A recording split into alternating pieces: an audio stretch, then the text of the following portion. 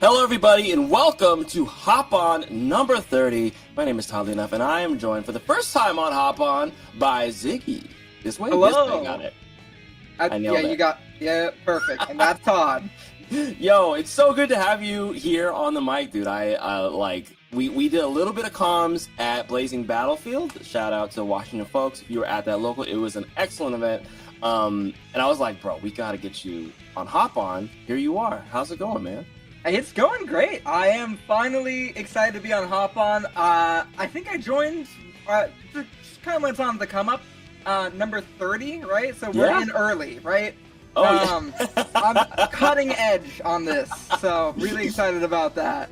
Yo, I mean, it's honestly, like, I know I say it every week, but this is a bracket of murderers, killers, ne'er-do-wells, bandits, highwaymen. Like, it is a place to come get your butt kicked. But that means that you're going to have excellent matches to watch as well. We do have somebody queued up already. Wow, they are into it. Dolphin Break, the Orcane versus Walk on that ABSA.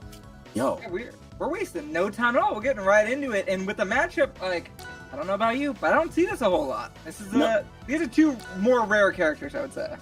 I think so. I mean, well, Orcane has definitely he's been on the come up because, you know, a bit of a patch winner, like, you know, shall we say, or just that he wasn't touched, so his existing there are some power. patch losers. There you go. That's the way of putting it. But ABSA, I think we're reaching that point. You know, it kind of happened with Edalus much slower, but we're reaching the point where people are realizing what she can do. Like, at first, I think there was a bit of doom and gloom, but as we're seeing, you know, people are playing ABSA now. They're bringing her out in bracket at majors. I mean, River went on like a really great run at a local at Washington recently with the ABSA. So, yeah, I'm excited to see it. Yeah, one of the things I remember hearing a lot was the Rivals 1 players who hated ABSA, saying, ABSA feels really well balanced in this game, and all the ABSA people were dooming because, like, that's one of the worst things you could hear. Oh no, my character's well balanced. In this game, where people are dying at 80, but of course we see right there, Orcane also dying at 80. Yeah, that's the expectation. That's what we're seeing. So 92%, but ABSA has a bit of a weakness in herself. Not the heaviest character in the game. Absolutely, and Orcane is weirdly one of the heavier characters, you know, on the heavier end, and certainly with his slipperiness, it's, you know, regardless of his weight specifically, his survivability is just very high. And Absa's, you know, whenever she's off stage, she certainly has quite a bit of agency, but her fall speed is slow. You know, her her up special is committal, so it can definitely be, she can lose those stocks early. But right now, Walk doing just fine, still on 0%, and it has Dolphin Break at the edge, getting popped up, but no follow up there. 112% though, it's step, and there it goes. Yeah, that's not really much of a kill throw, but it'll do for this job. It was a full stock difference between these two players, Todd, and not really what I expected. You know, me neither. I think like this is part of what we're seeing, like kind of what I was talking about earlier with ABSA. People are, you know, they're coming out of the lab, right? They're coming out and they're going, I got my notes. I've got my, here's what, when I can DJ see this. Here's what, you know, this is guaranteed follow-up. There's a lot of that. We just saw Dolphin get an excellent parry on the down air out of the zip zap, right? Like, that's a thing that I see a lot online. So, you know, we see them, the apps are doing cool stuff, but Dolphin Break already knows about it. So maybe he's just a little bit shocked, but maybe he'll bring it back. Yeah, this is one of those characters that's very funky, both to play and to play against, because initially you might think, wow, ABSA's so floaty, so clunky in this air. Really, they just have a more set way of getting back. Problem is that if you start catching on to that, if you catch the rhythm of the ABSA players, you can really give them a hard time, especially on that recovery. Absolutely. Right now, Walk's ledge game is looking pretty clean. A little bit of a commitment there, and the punish, we have swapped situations. Dolphin Break taking advantage, but even after cleaning up that kill at 142%, which is not where you don't want ABSA living to 3 digits, much like 142. 3 to 3 digits, that's 3 stocks down for Dolphin Break. Walk taking game 1 pretty handily. Yeah, that's a JV2 there. Very solid performance, I would say. Yeah. I think initially starting out, they were feeling each other out. It was looking a little bit more even. and then further and further that lead grew. So Yeah. gonna have to see some adjustments, and we're not gonna be seeing it on the stage. The stage is staying the exact same here on Jules Vale.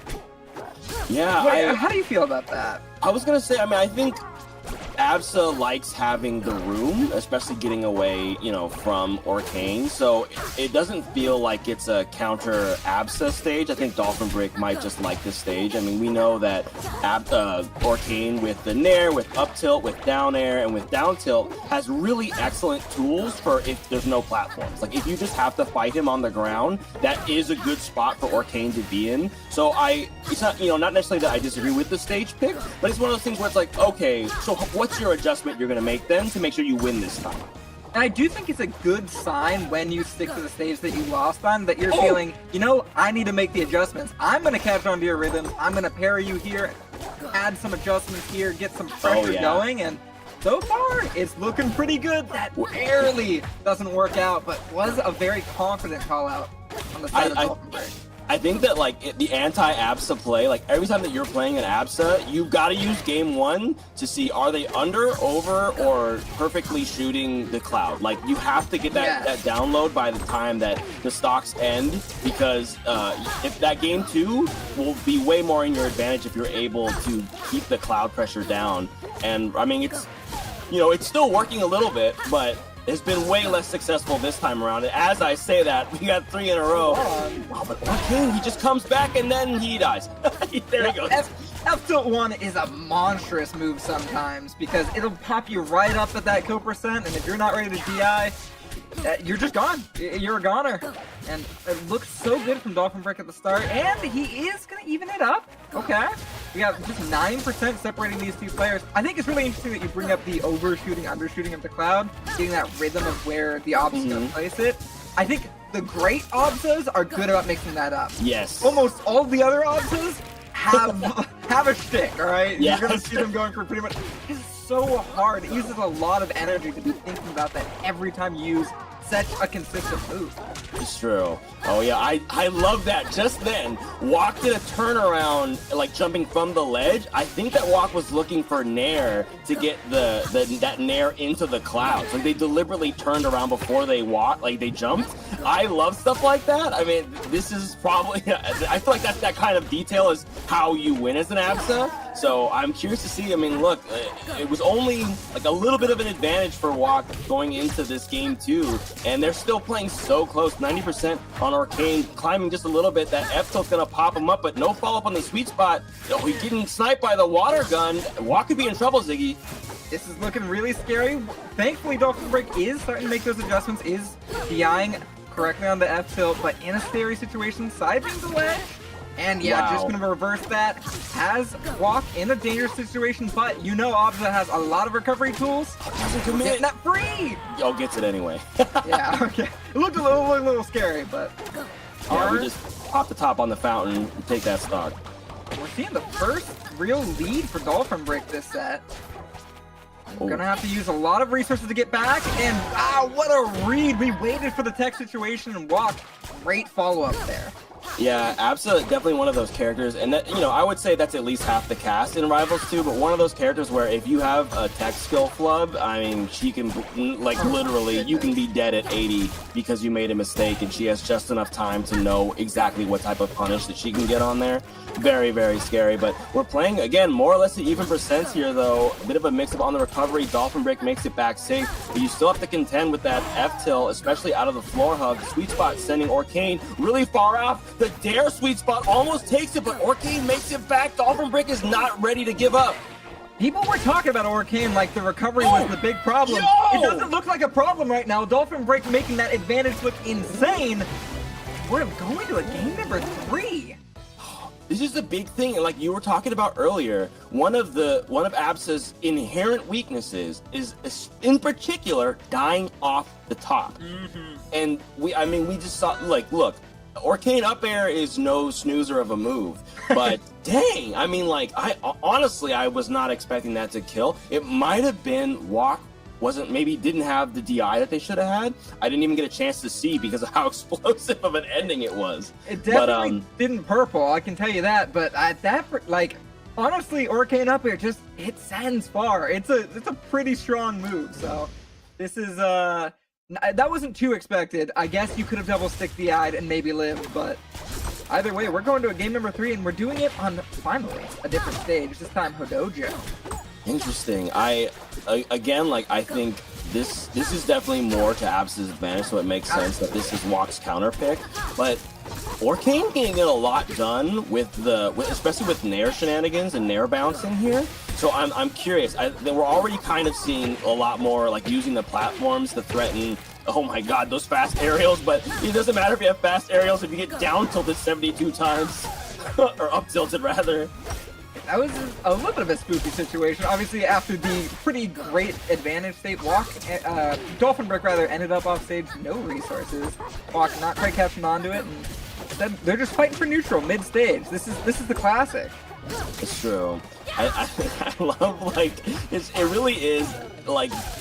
This happens all the time, right? With any characters that have articles, but Arcane Absa really feels like this is Rivals. Like, they got a weird thing, they can do stuff with their weird thing, and both players are like, oh, you used your weird thing in a way and I didn't expect you to, and now I've died at 80. Like, the cloud, the bubbles, like, both of them can be such incredible resources if used correctly.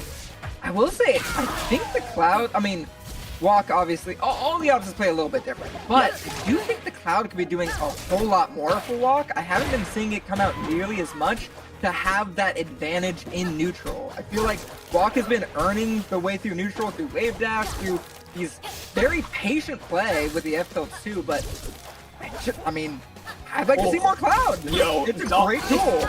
Dolphin Brick is like, throw a cloud at me, I dare you. And Walk said, I'll up air you instead. But, I mean, like, he was just using those 3 platforms like, my guy, I am not coming to hit you right now. I'm waiting. Yo, the DJC sweet spot, the low hit there. Oh, man, not enough to hold on to advantage, though. It's Dolphin Brick's turn to stack up some percentage here. That was quite a grab there. Sorry, I'm just in awe. That was a big old grab from Arcane. Big swoop on it. It's very impressive. I think that Dolphin Brick just went for like an ambiguous DI situation with a Nair there instead of playing for more percent. You know, Absa at 94%, she is definitely vulnerable to dying here. Let's see what Walk's comeback is. A couple of up airs, that'll do it. It's basically 30% worth of damage off of that, and it combos into itself. Yeah, I know. It's crazy. That is crazy. Did you know Meatball does 4%, by the way? Yeah.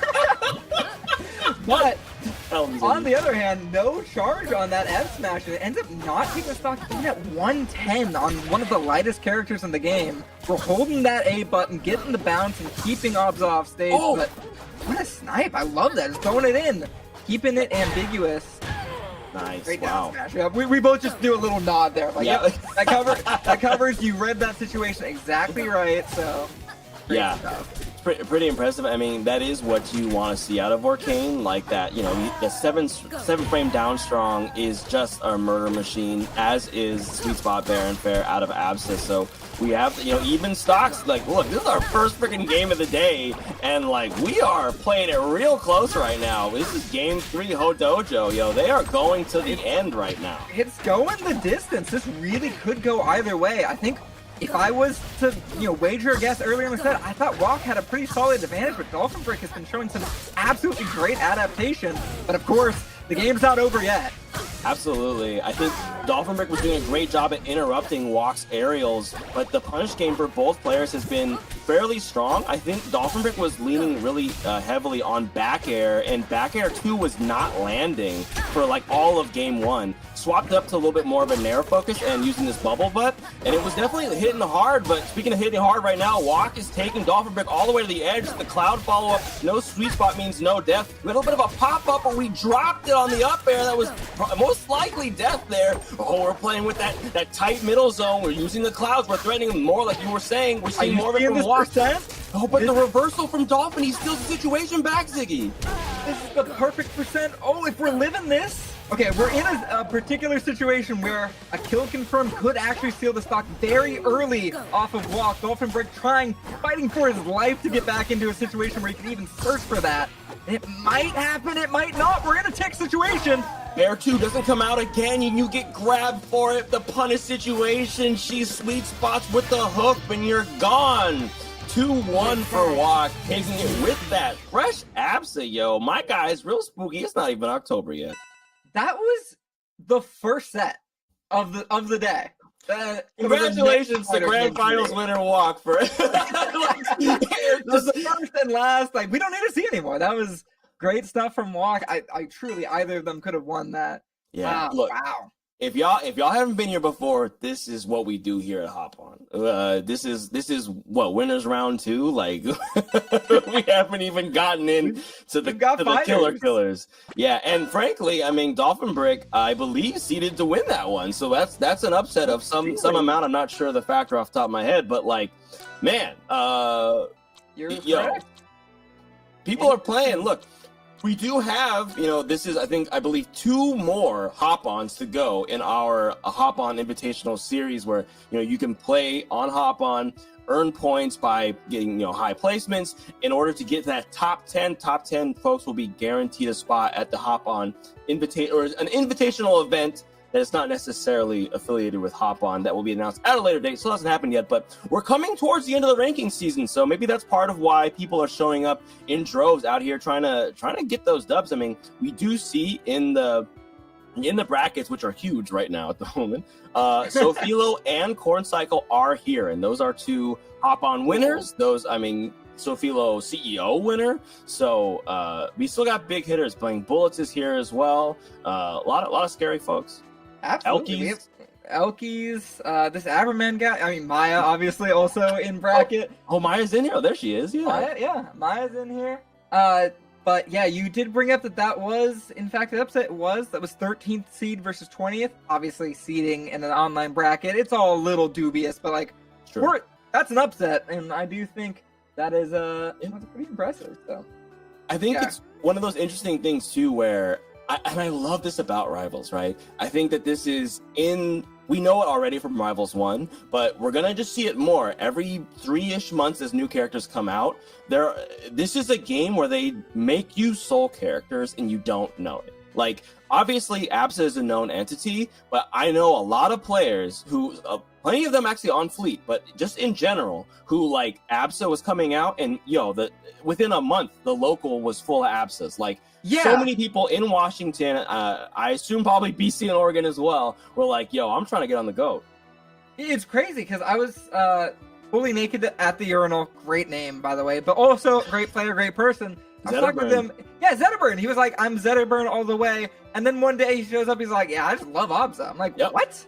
You played Zetterburn before. How does that make any sense? That's not a switch that I would imagine myself making. No, it's like, oh yeah, you're a big Zetter fan? If you want to try another character, maybe another boxer like Olympia? But no. Yeah. Straight to the strange, like, pseudo-zoner. Yeah. But yeah, sure. Why not? Yeah. I love it, but especially after the young Wave Dash buff in that little patch that came out just a little bit after her release, that's enough. Legitimately, that's enough to just give her a strong identity already. Like, as a player, like, if you like movement, you may not think, the double jump cancel character is where I want to go, but that Wave Dash and, like, her frame data is not bad. Like she can struggle sometimes with getting people off of her, but in the mid range and especially in advantage, her frames are nuts. It's crazy. Also, like, every character you have to learn what you can and cannot punish. Right. Obviously, right? That's across games. But like, there are some things with Absa where you're like, I'm sorry, they landed on my shield with Nair, and I can't punish. Like, they were just instantly grabbing me or up to like. There's nothing I can do there. And I'm like, that's just the game sometimes, Like, maybe you have an option for that, maybe you don't, but everyone's got something. And Absa, as long as you don't like baby dashing, pretty solid option. And I think you make a great point. Like, it's just as the characters are learning to be themselves. Absa says, here's how I can actually secure kills. Here's how I can actually get characters off stage. Here's how I do that reliably. Now that they're showing you that they can win, you have to show them that you can stop them. And I think we're currently in a phase of Absa's getting it done. But speaking of getting it done, we got Corn Cycle and Rhyme on the screen. Corn Cycle, my guy, has been murdering with Olympia. He didn't even know he was gonna like this character, and he's out here beating Mystery Soul with her. Yeah, thank goodness he likes Olympia too, because I hate Loxodon. I hated Corn Cycle's Loxodon. I was so happy. I was like, yeah, I might go play Olympia for a little bit. I'm like, please play that character. It's You so play much more random. entertaining to watch. You're supposed to beat Lox for free. Yeah, but you know, I don't. That's me too. That's me playing Olympia. Everyone's like, yo, this character's top tier, and I'm like, I'm not. Yeah. Oh my goodness, but Speaking of, there's the big fist from downtown saying, oh, I'm sorry, did you think that you could just get the ledge for free because you're Claire? Nah, yo, take these gauntlets to the dome. yeah, people think this character is top tier, and I think Corn Cycle is one of those players that really showcases why that might be the case. You get insane advantage states like this. It's not going to end yet. We're deep Oh off my stage. God. Oh, he's going for it. Come on, what are you doing? My guy tried to turn the page, and Rhyme said, yo, I wasn't done reading. It's not that free. You got to kind of earn this. And in fact, I'm looking at these percents, and the game is looking all of a sudden very even. A little bit of a flub from Corn Cycle going for that crazy greedy option. But I mean, I know you know the man. He's that dude. He is that dude. Yeah. There's the high highs and the low lows. You're seeing them SD off the right side going for these up Ts that don't make any sense, and then you see these incredible advantage states and reads where you're like, oh my god, it looks like he read him a mile away. It's just because you're not seeing all the times where he misses. It's You know? true. Oh, he's a great highlight reel player. And Yo, speaking what a of highlight grab. reel, my goodness, he's really going for it down there.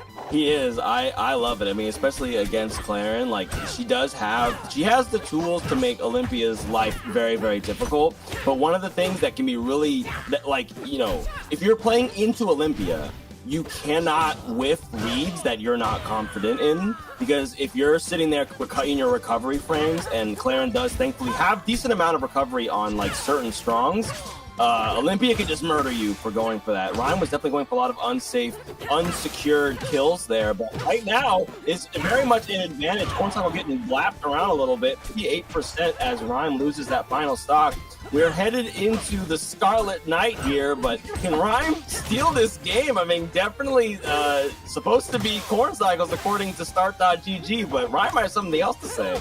I mean, I think according to most people that have seen Corn Cycle play, you would expect him to absolutely dominate and look a little bit more close to this, but Rhyme has been showing no slouch at all in this battle and definitely has what it takes to get it done, but Corn Cycle not going to allow him that opportunity, and Rhyme will be down a game going to their counter pick. Where do you think we're going? I mean, I have guesses. As Claren.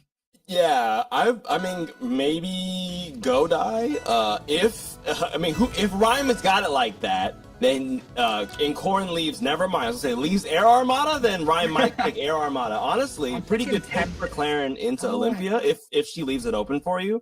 Yeah. But Jules Vale also makes sense. Sure, yeah, definitely not a bad stage. I see Gengar go to this stage all the time. Very comfortable for Claren, but also I know you know as Olympia. This stage is great. Olympians do like this stage. This stage is so excellent, and like as you can see, you know, Corn Cycle wants to play over here. Corn Cycle wants this platform. I think Olympia is going to get a lot more off of it than Claren is. I mean, especially, you know, like when she's going for tech chases, obviously Claren has that strong waveland grab game, but man, the extensions off of like hitball combos and stuff using the platform can mean that you're dying at like 80, 90, even as Claren. This is not quite the advantage that we were seeing from Rhyme last game. I'll say that much. I feel like I was very impressed with what Rhyme was able to get off of the openings, and obviously still got lots more of the game to play, but Corn Cycle firmly hand on the throttle here. Absolutely. Okay, off to the left side of the stage. Oh, and we're making a giant mistake there. Went way too low and does not grab that ledge. Instead, Rhyme taking the first stock and losing the next one. Yeah. Look, the Corn Cycle giveth and the Corn Cycle taketh away, right? I believe that's what the name is about. That's what it's all about. The generosity and greed of corn. That's definitely what that's about. It's a secular nature for sure. Yeah. Right? Like that's what we're seeing. Absolutely. Yo, okay, we're just doing raw focus dashes here now. It's not normally a corn cycle staple. I wonder, if he's trying new stuff or if he's just being a little bit silly. Gets the spike hit on up air and decides to run away a little bit. Gets punished for it though. Not able to keep the combo going, but a down air spiking, that's gonna do it really excellently for what Corn Cycle's looking for. A couple fairs off stage, but we are back and it is still Corn Cycle's turn to play. Yep, we've not quite left that advantage state. There was just a minuscule moment there where it was like, maybe you can breathe, and no, you are actually still drowning, still under pressure.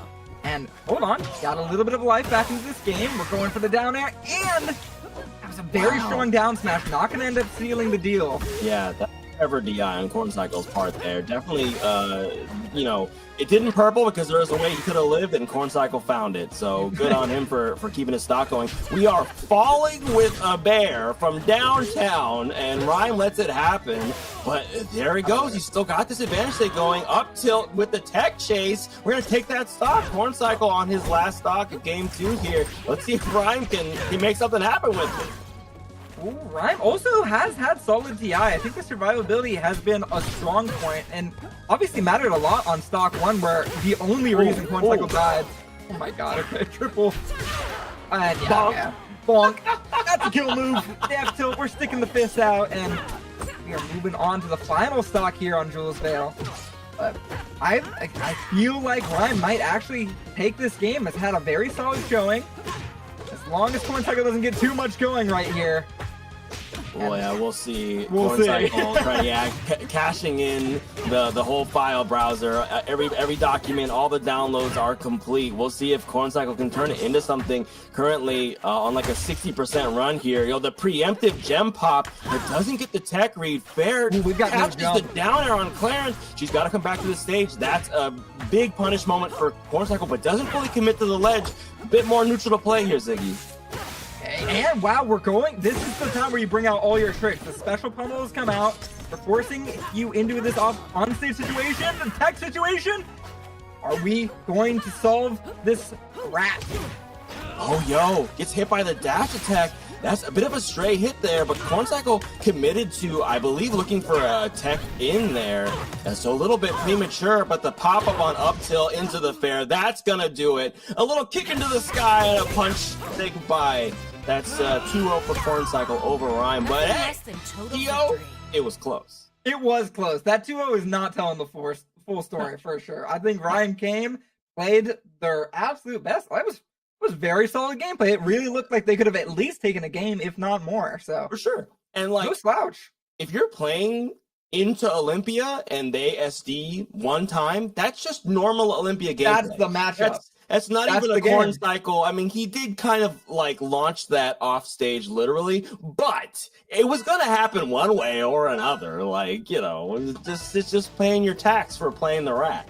The rat dies early sometimes. That's what you signed up for. I think Corn Cycle has done a great job of ensuring that he has the DI to live when it is necessary. We saw some insane survivability, but also part of that is just sometimes you die. You fall really fast. You fall like a rock. You miss a little thing off stage, and that's it. It's true. I mean, I think we saw an adaptation that's coming out of a lot of players. I mean, of all varieties, off stage. Sometimes you just have that gem marinating in the sky off the ledge for whatever reason. Maybe you missed the follow up. Maybe you went for a tech chase on a platform and they rolled through it. Whatever the case is, you have the gem in kind of a not necessarily useful spot. And so, it's kind of out there in the sky. And on the way back, you just happen to be sent off stage in that direction. And, you're like, oh, well, I can use this for recovery. We saw Rhyme cover that, had a tipper fair ready to go on the gem because you get the hitbox extension off the gem. And obviously, exactly where Olympia is going. She's going to the gem. So there is a mix up there. Do I use it? Do I not? Rhyme called it correctly, but wasn't able to fully capitalize off of it, unfortunately. But having that level of game plan means that Rhyme was ready to play. Rhyme was ready to take that if they could. Absolutely. I really felt like Rhyme had showed us a lot there. And I'm really excited to see hopefully more Rhyme also hopping in chat saying close, close. I agree. I think you definitely have potential there. Big hearts, big surprise for us. But we got surprises. I'm just looking at this bracket right now. Okay, I'm looking at what we got over here. I got Mustard losing out. Oh, goodbye, Todd. I'm back. I'm back. Mustard beating out Bullets. Wow. The opposite. Sorry, my bad. Okay. My bad. I was like, yo. You Mustard. My bad. I'm trying to hype you up. Yeah. So Bullets and Sophilo, I believe, will be the next two we see on stream. But terrifying. We have some other matches. I think it's looking like things might shake out for a Elkies 1 Outcast match. Corn Cycle will be playing Durai at some point soon, perhaps on stream. Maya Aberman going on. It doesn't seem like there's been a ton of upsets. Fully Naked beating Bird. That's pretty big. Oh, wow. See, the abscess are coming, man. Yeah. People don't know about the abscess yet. I feel like I'm not ready for the abscess to come. They're different out there. So I mean, like literally though, they're literally different. Like the player expression for Absa is very high. It's very high, which is that's what you come to Rivals for. So I'm glad to see it, but not happy to see it against it in bracket for myself. Speaking of bracket, let's get into it. So Sophilo Bullets, these are like top PR folks for their respective regions right here. Absolutely. Both number 2s actually, NorCal number 2 and BC number 2.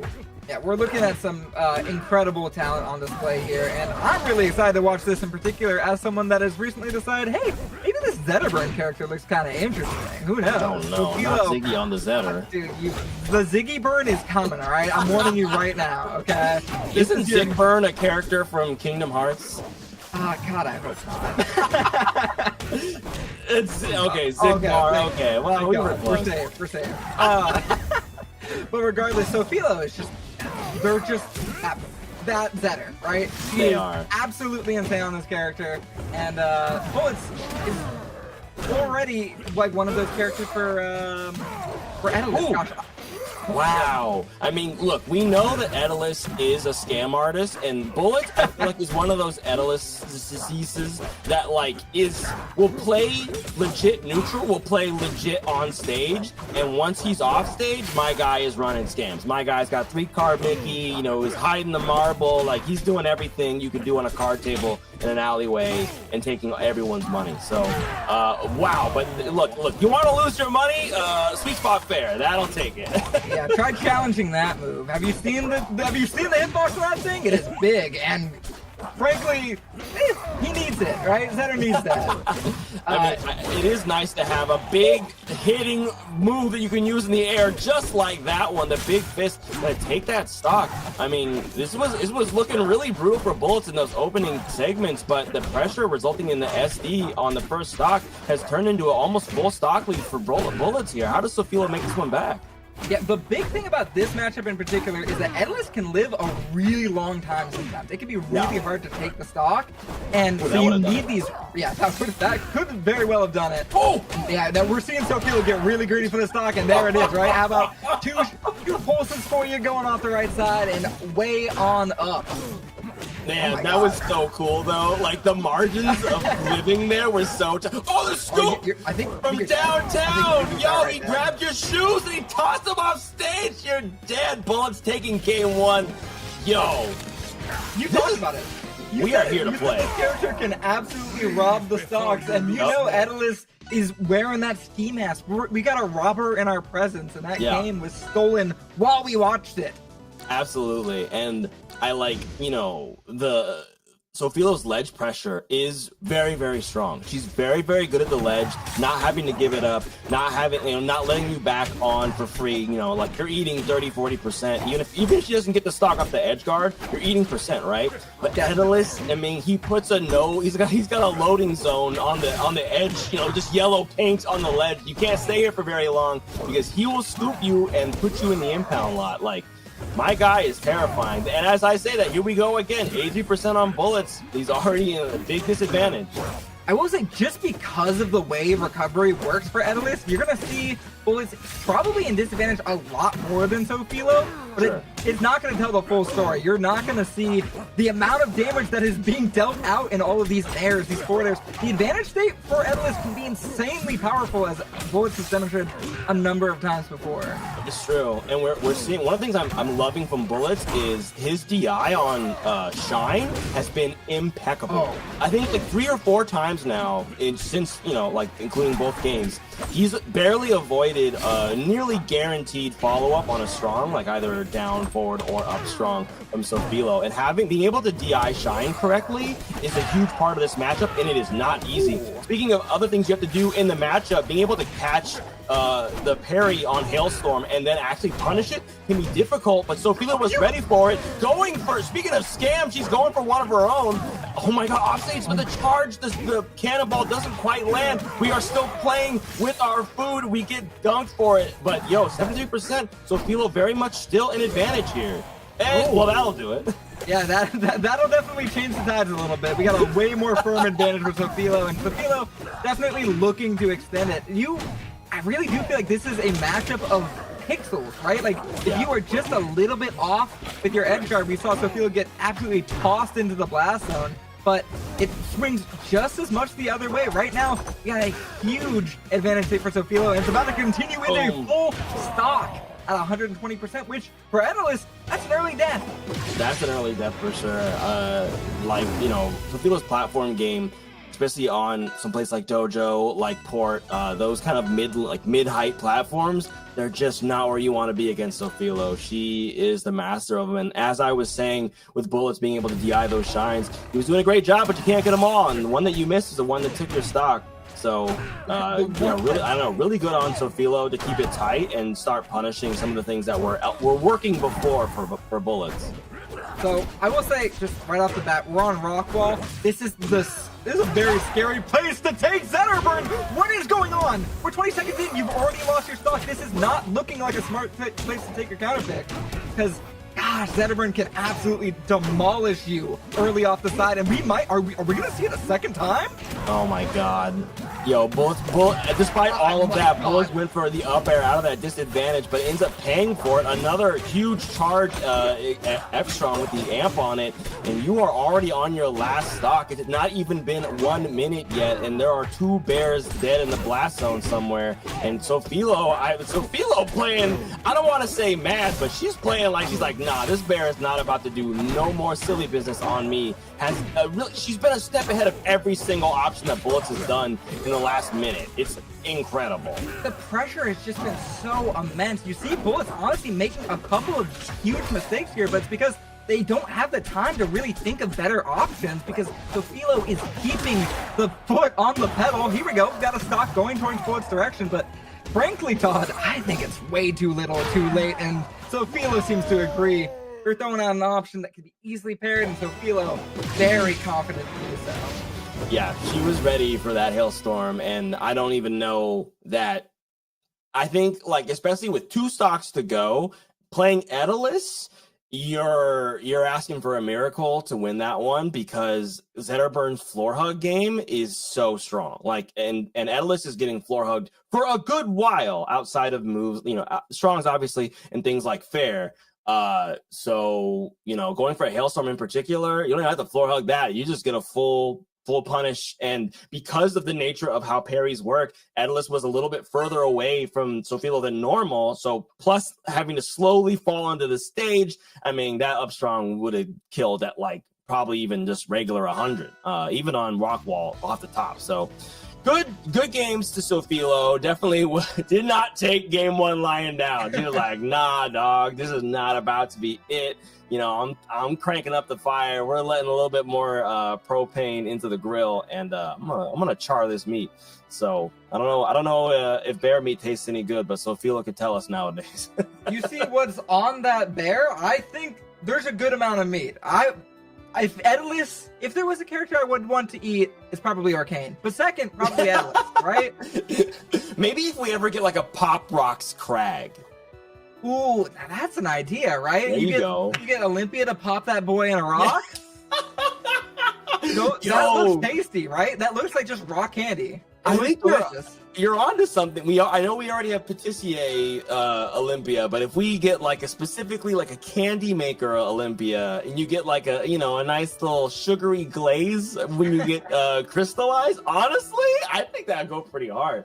We'll go ahead and send it over to the skins suggestion box that I'm sure leads directly into a furnace. But Yeah, I mean, I think I'm sure they're loving that note board. I would buy it. Just all I'm That's saying.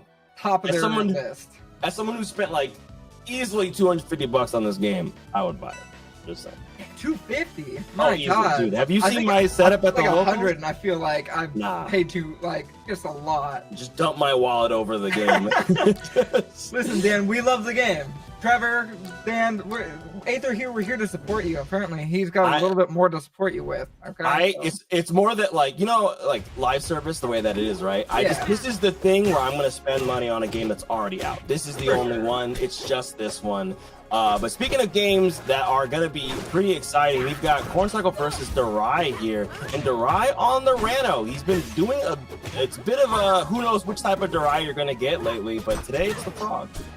So I do want to talk already. I've seen Durai go for 2 Dacus up smashes. This has been a big change the Rano's been making across the last couple of months, but like especially since there's that 4-hug change where any smash attack will take you out of it. I'm pretty sure, at least correct me if I'm wrong, that up smash just beats 4-hug, right? Yeah. It can send it to some nice combos early. So Durai apparently comfortable going for it twice at 0 without any kind of information on Corncycle. We're just testing the waters. So yeah, I mean, very confident Frog.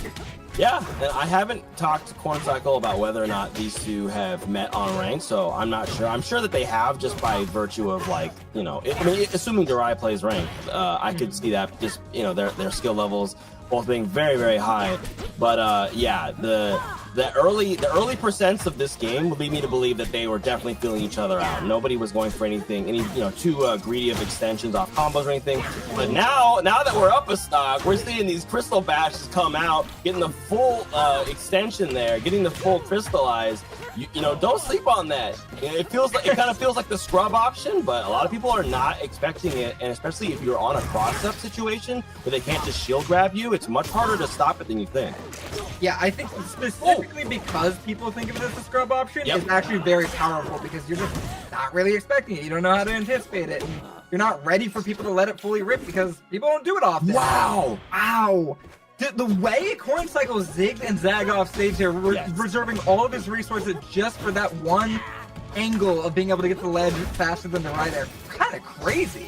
That was really impressive, and one of those things where, like, especially, it's a great option because for Corncycle, he has nothing to lose, right? Like, if he misses the ledge, he still gets to recover off the wall or use, like, up special after, but that was the Ranger. I had to do that to live. Speaking of doing that to live, though, he did manage to take that stock finally off of Corncycle, but we're still up a stock at 78% for Durai against Olympia. It's looking grave. Yeah, especially now that you're in the rock candy that we found so delectable before. 120% and off the left side with basically no resources. Luckily, Nair 1 not going to set up into the second. And well, Olympia's complain about that, but what's there to complain about when you got moves like that? Got the down smash coming in. My guy is trying to crossfade at the ledge there, really moonwalking it up, digging a line in the ground there. Gets the punish off of it, off that recovery, but isn't able to take the stock off it. 153% is Durai's turn to cook, but if he gets caught by anything, he might die, except he doesn't because he has a bubble. The airbag deploys and keeps him alive for a little bit longer. I'm so glad you said that because I literally laughed and looked away. Did not even see that Durai had that extra insurance out there. Thankfully, for Corncycle, it didn't seem to make a difference. We got a full stock there, but Durai surviving just a little bit longer. Yeah. Are we gonna see? And is this what we got from Durai? Is the frog? It's tough. The thing about Rano Olympia, in my opinion, and of course I am no top player, but I think like especially if you can outbox her either by getting the opening on the way in or especially catching her aerials, Rano can do a lot of damage. Like I know a lot of Ranos are like not feeling the vibe because it's harder. It's much harder to keep your combos going with him nowadays. He's bad you now, kind of for sure. You get whatever you know when you're right next to the frog, he's hitting you, and then when you're gone, he's got to play neutral again, right? But Olympia can actually get caught in a little bit more stuff because of how fast she falls, right? But you know, if you just get popped up at 70 and you get caught off stage by a giant purple fist, then it's curtains. Listen, the only fall speed I'm seeing matter is how fast Rano is falling off, man. This character is getting mollywopped left, right, and center. It's crazy. I'm trying to stay honest and unbiased as a commentator, but watching Rano pains me sometimes, man.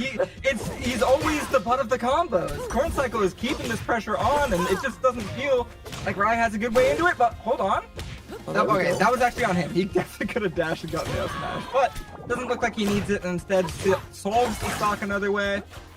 Dash attack just led into down smash. You don't see that too much. You don't. That might have been Rano specific tech, or that might have been that Corn Cycle, you know, spun the wheel of I'm Olympia and I can do pretty much anything after this, and I'm gonna pick down strong, because wouldn't that be interesting? And certainly, I don't think that Durai would have expected it. So maybe could have got some juicy off the bad DI there, but instead we are putting that stanky leg out there. Durai trying to say, "Get off of me, you tiny rat!" And the rat says, "How about a super flip kick into the blast zone? How about that?"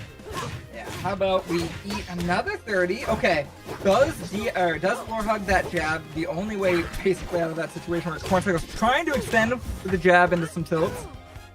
Going Corn Cycle off to the left side of the ledge. I do feel like if he can get a situation where he's just trying to edge guard, right? Like that is where Rano really excels in this match. I was gonna say, the F throw was really smart. I've been chucked as an Olympia by the Rano before, but not at a low percent to set up into an offstage situation. But speaking of offstage, there he drops to his death, not able to make it back, unfortunately. A little bit too much pressure from Corn Cycle means Durai's going to go down 0-2 in a quick set. A very quick set, I would say. Definitely sub 5 minutes, I'm pretty sure. Oh, definitely, easily. Definitely. Yeah. Durai was not interested in playing lane. And look, as a spectator and a player, I respect that. But definitely the kind of thing where you're going to get, you know, you might get more opportunities to open up Olympia if you're willing to play the needle charge game. And full respect to Durai for not doing it, but definitely struggled to, like, in the trade situations, Corn Cycle was just getting more off the buttons, and if that's what happens, then that's it. Yeah, I think you've hit the nail right on the head there. It really is a matter of, like, at this point with this particular matchup, you kind of have to play in a way where you can slow the pace down to something you're more comfortable with, and needles are what lets you set that tempo. If you're not willing to play that needle game, you're not going to win against a player that is at or above your skill level. That's just not going to happen. So yeah. I do think it's going to be much tougher. Yeah, a lot harder. They have to kind of run into you. There's a lot more that you have to... I would say, I'm not even like... You kind of have to luck into some of these trades winning in your advantage if you're choosing to box Olympia, who I think just has better tools than you in that situation. Especially Sophilo, we saw before. Corn Cycle keeps that pressure on. Like, you really struggle to get out of those situations. So yeah. I truly think that just wasn't a winning formula for Durai today. And now that I have my soapbox, now I have the opportunity again, Rano nerfs are forcing him to play lamer, guys. It's true. It's just the way it's working out. It's just that Rano has to play lamer. Yeah. And that kind of sucks. It does, and I'm sure that it's something that they're aware of, and you know, it's because I don't think that, like, they never want any character to be stuck playing one way, or especially in a way that makes the game less fun to play. So I'm sure that they're aware, but like, it's probably why we're not seeing quite as many of the frogs. I mean, to be fair, we weren't really seeing a ton of them to begin with, which is interesting. I feel like Rano has so many of the cool things. You know, he's kind of a ninja. Like, he's got that ridiculous fair. He's got like the most annoying projectile in the game, like easily, and he's got like like the hard read button of using the tongue pull. Yeah. You know, so he's got a lot of really good stuff. But I think, you know, it's reducing that run speed. It's just making him such a we talked about this at Blazing, where it's just a lot of going straight and then up and then straight and then up. So we'll see what kind of changes. I mean, well, again, I'm surprised because in the past, Durai not afraid to go Arcane, like swap, just play a different character. His Arcane is really, really good too. But maybe just didn't want to play it today, and that's fair. I mean, this is hop on is an opportunity to play, high stake, like low stakes matches with high skill players, right? So if you wanna, if Durai is like, oh, I want to play my frog, end of story, then I respect it. And like there was plenty of stuff that was working really good. Like when he had that proximity, the damage was stacking up. So moving on to the next game though, Elkiies Outcast. It's an Earth fight. It's gonna be this is gonna be a scary one. I don't know how often they've played, but I've seen both of these players individually play so frequently. Yeah. Obviously, we're gonna see some people from BC rooting for Outcast. Elkiies obviously also has their own fan base, so I can see this going either way. I can tell you that the seeding would have Elkiies winning this, but Crag is a monster sometimes in brackets. Sometimes you get hit by things that you're not expecting. Sometimes they just hit you like a truck and not ready for it. So who knows? It's true. Yeah, I'm looking it up, and they've just got 2 games against each other at random tournaments I don't even recognize. But Elkiies does have the wins on them, so maybe we'll see. But they have not played a lot, so this could be a new territory for both of them. Well, she is currently off to the right side of the stage, and it does look like Outcast has a pretty solid setup going, but parry is all you have to focus on there. You've got a wall protecting any other option, so why not aim for that one? Honestly, it's a really smart way of putting it. It feels, if you feel very overwhelmed in that situation, or one could feel that way, but Elkiies was ready. It was like you said, it was like, I only have one thing to worry about here. It's an excellent observation, but you know what? Outcast says, once you observe these 2 feet, my ferret goes feet, and so does Elkiies into the drink. Off she goes. Elkiies Gaming, throw the stock away in advantage. Oh my goodness, yeah. I don't want that to be the Elkiies. I really hope that's not a trap. We'll see. It's a little bit of a trend. It's a little bit of a trend? Yeah. Sometimes Elkiies is a bit of a roulette wheel of like the most incredible offstage scam you've ever seen in your life, and dies at 0 when she was winning. Like those are honestly my favorite type of players, because you get the highs and lows, and you get the right there. There we see it. Case in point. There it is. Elkiies Gaming the other way. Honestly, an incredible usage of Crag's ridiculous offstage shenanigans in his face. And this is, of course, a classic Rivals 1 matchup between 2 Rivals 1 veterans. Outcast also a long-time R1er. So clearly, they're the type of players who are going to know those kinds of weird situations they could possibly get into. Ooh, we're in a rough situation. No jump and no resources left. Outcast off to the right side, and Elkiies was gaming there. Oh, Elkiies was definitely gaming. My guy got smothered in a pile of gangplanks. Just 2x4s stacked over the bug, man. He did not make it back. No, that was a tough one. I think especially once Elkiies gets that one crucial hit where Outcast doesn't quite hit the stage, get the recovery resources back. It can be really tough for Crag, especially when you go deep off either side of the stage. So. Yeah, it's really tough the way that like teching works in this game off stage. If you're gonna get wall bounce, like if there's any kind of fear of that, you really have to be ready for it, because doing it on reaction, like as you get hit, it means you're gonna get that tech lockout. So you really have to be like, is the Maple going to drop zone near me? And of course, she's one of the fastest fallers with one of the fastest nairs in the game. So you're just everything in this game, man. It's crazy. Absolutely, she is. I mean, look, I get it. She's a weasel, squirrel, ferret, raccoon thing, but dang, why she gotta move like that? She's moving like Sonic. It's crazy. Yo, getting moved like Sonic into the blast zone though. Outcast set up the contraption. It made her eat a gazillion% at the ledge there. Ooh, great down tilt extension keeps Outcast off to the left side and using the seed to get rid of the platform. But we're back in center stage. It does feel like Elkiies has a bit of an advantage here, but Outcast finding the way in. do think the down throw change has forced Outcast to play a little differently in those situations. Players going for a read after the throw instead, but oh, we're missing didn't work techs. out. Yep. Yeah, you missed 2 of those techs against Maple, who has a mark on you, and it could be curtains as it was there.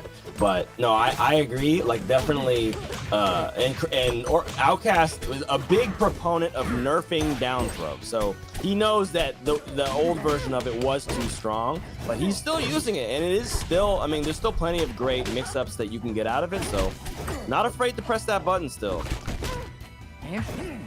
Yeah, no, definitely willing to use those tools available for Crag. And speaking of tools, wow, that is a funky mix-up. And Outcast, I think, is kind of known for having those. And how about another? Let's just ensure this stock is absolutely obliterated. Yeah, Outcast is the Pebble Master. Like, if ZB is the Rock Master, Outcast is the Pebble Master. Like, he is always, he knows what all of his hitboxes, like where they send the pebbles in particular. It's like, not that, and his Rock game isn't bad either, but he specifically is going for those, you know, because it's a slower hitbox, a little bit more ambiguous, and you know it does a ton of damage. And speaking of ton of damage, Elkiies getting a lot off this edge guard, but not quite the stock. Outcast really smart about reserving all of his resources this time until the end, and using that Crag's incredible vertical burst option to make it back to stage. And as I explained that in a very long-winded way, my guy just takes the last stock, evening up that game count 1-1.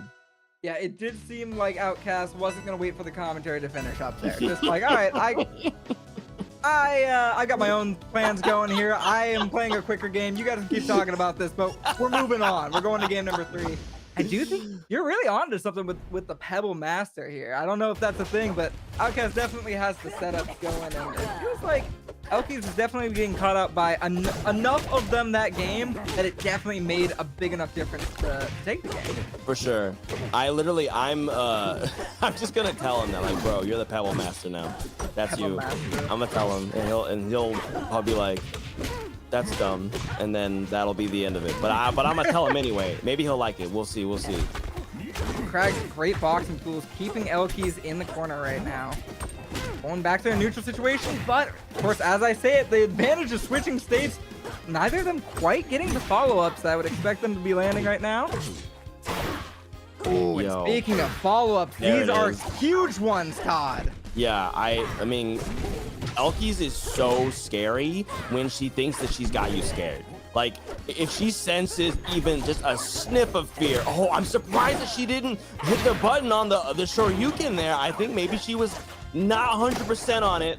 Like what kind of mix-up that Outcast was going to go on, but it did not matter. Clean up the stock with classic wrap functions, and you know, she's got that advantage. This is game 3, where all of the adaptations got to come out to play now. A little bit of hesitation is really all it takes. I love that usage. Oh my goodness! Yo, what were you even supposed to do there? Trapped in Pandora's box. There's absolutely nothing you could have done to get out of that situation.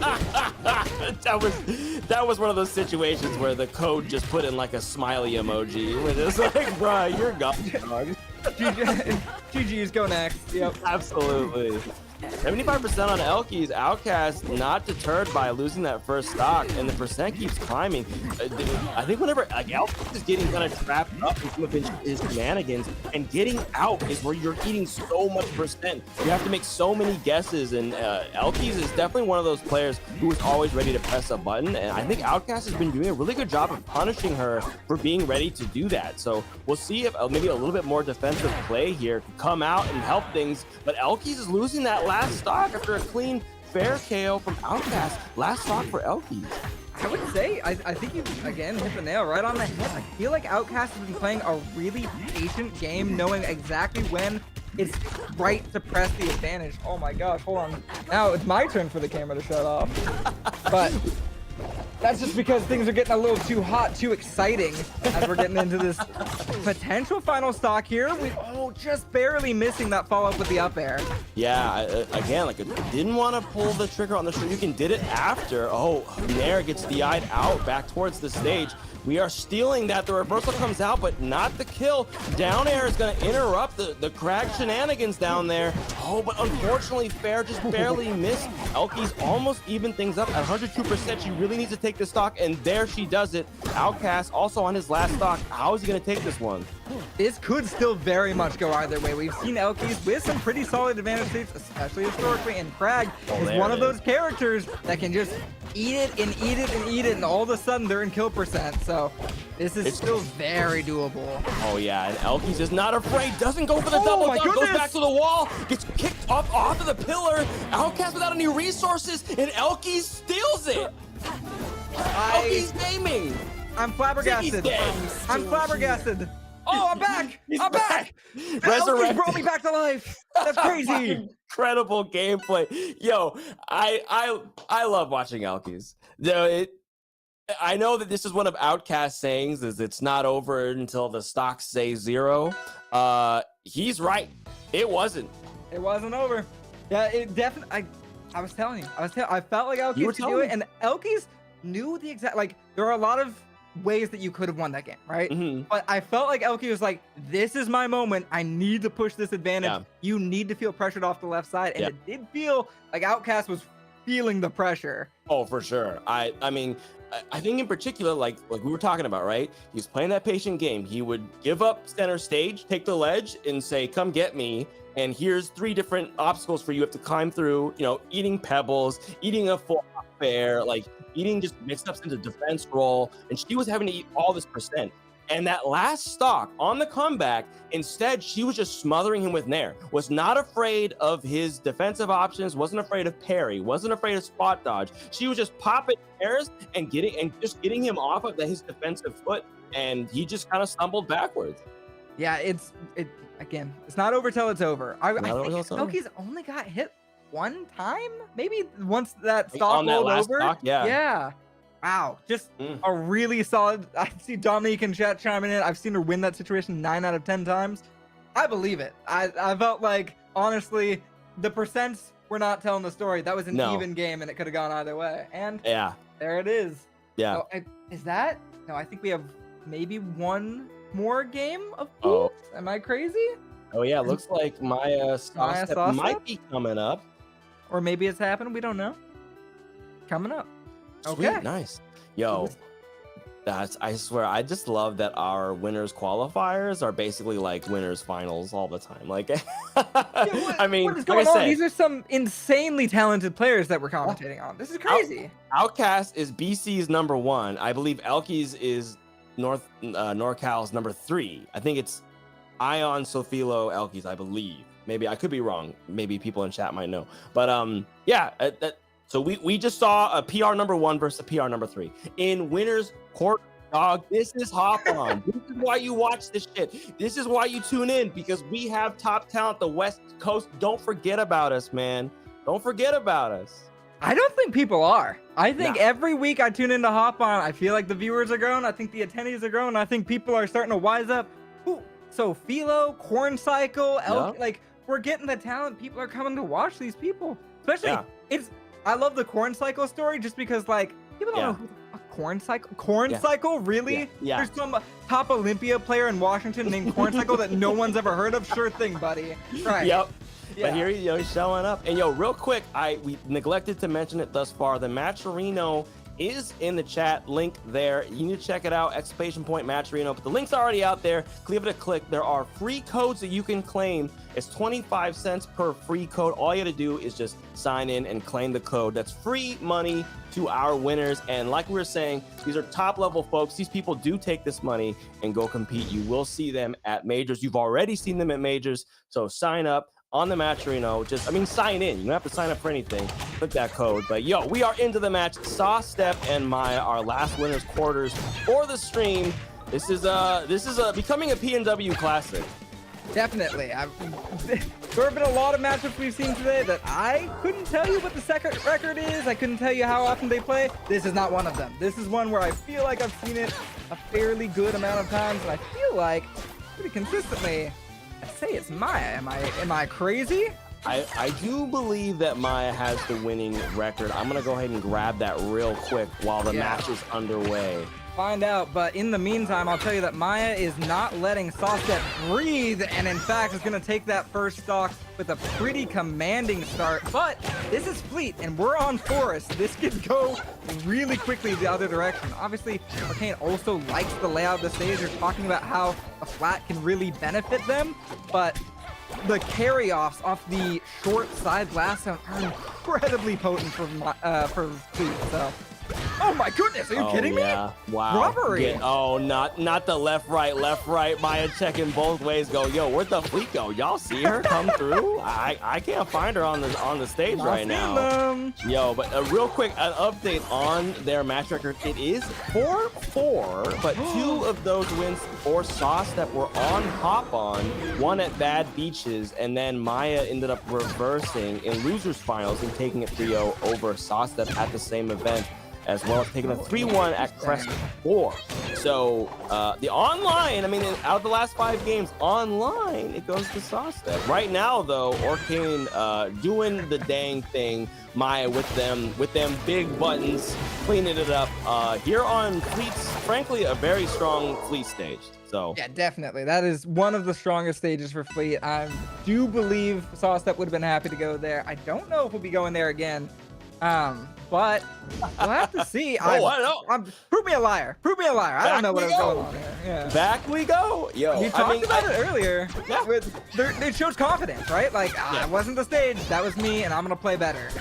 I mean, I think when you taunt mid game after being down 2 stocks, it's a bit of a like you said earlier, GG go next. Like you're kind of already feeling like, okay, I'm gonna play this out because I'm a good sports person, but that's rough, especially against a player like Maya, who an incredibly fast and responsive player, as well as not that it's the only reason, but is also a box player. Like her floor hugs and reaction game are very strong. So if you have a strong deficit against her, you could be just getting blown up. But in this case, Sawstep was ahead, but it got cleaned up by the time I was done talking. So we're on to stock 2 for both players. Yeah, I would say, like, typically when you think of Fleet, I think of Fleet as like this character that has insanely good edge guards. I don't necessarily think of Arcane that way, but I do think of Maya that way. Maya and edge guards are just crazy. I feel like Maya always has your number, and she's very good about where to put that nair, where I need to fall down with. Sometimes that's good, and sometimes you get hit a little early. Yeah, I'll say, speaking of falling down there, Sawstep catching Maya's recovery there, getting popped out early off the nair. 85%, a lot of stuff Arcane can do is going to kill this sassy fox. The back air, too, doesn't land, unfortunately. We are running up and hitting parry. Perfectly times the reaction there. I mean, not even a reaction, really, a prediction on when that arrow is going to come through, sending Sawstep to their doom here. Last stock, but the pop-off could have gone all the way, but since, it does go all the way. That is tough. I think if Maya was able to get to the wall and wall jump, they could have maybe done the up B back on the stage into, I'm sure, a fully charged Fleet down air or down smash, but yeah, I don't know what happened there. Maybe a bit of couldn't tell you. Yeah, it's just full on flub. But hey, look, now we don't have to go back to Forest. I mean, not that Maya didn't win, but here, this is as we saw earlier, an excellent map for Arcane. Not a bad map for Fleet per se, but definitely Arcane favorite. Ooh, I am seeing Corn Cycle caught in chat. Yeah, you're right. Yep. The wall jump was used before the misinput. That's a good catch. But there yeah, it does make sense. Listen, Arcane, I don't think has a bad recovery. But if you make a mistake, just like with Olympia, that recovery looks a whole lot worse. Yeah, much harder to take advantage of. Speaking of, at 105%, Maya in a bit of dire straits. Manages to recover, though, and now it's her turn to play. We are bowling on the top of this roof. Bear 2 gonna connect this time, and that is a dead Fleet. Yeah, that was a very solid back air confirmed. We've seen the back air not really be all that reliable for Maya this set, but when it hits, it hits. Yeah, and she is not afraid to miss a Bear 2. And one of the best players that I have seen at converting off of Bear 1, especially at high percents. Misses the parry on the tornado there. Jetstream shot really coming in clutch for Sawstep, but the nerves are piling up. Big damage into the... We are popping that fire hydrant, but doesn't quite take the stock. Plenty of blast zone on Jules Veil, so Fleet is going to have another couple of chances at life here. Yeah, I do like the choice of Jules Veil here. I think a little bit smaller on the blast ones, a little bit smaller on the stage. And obviously the platform layout working pretty well for Maya so far, but there are these situations where it gets a little tricky, especially with that top platform, because Fleet gets a little bit more back into the recovery aspect of this game. Yeah, for sure. Yo, a lot of really tight margins just happened there. What? Like, we're really close to many people dying. Speaking of Bear 2 not connecting yet again, up air gets DI'd hard into the corner. That's Trevor DI for you right there. And we almost saw another dead Maya stock. We did see one, just not the way we saw it last time. Maya are now on their last stock of their winners quarterfinals life, but maybe about to clean it up here. 164% on Sawstep. Definitely in a terrifying place. That Nair trade is not going to take it, though. Ziggy, Sawstep is still playing this dang game. I am shivering over here. I am like actually shaking in my seat. It feels like all of these are just very near misses. Maya finally seals out the stock with only 27% in terms of extra credit, but it really did feel like so many times the stock could have gone away, and it just didn't. Sawstep holding on for dear life, and it might make the difference. We'll have to see as we're going into this final stock. This is a best of 3 set, Todd. Yeah, it is.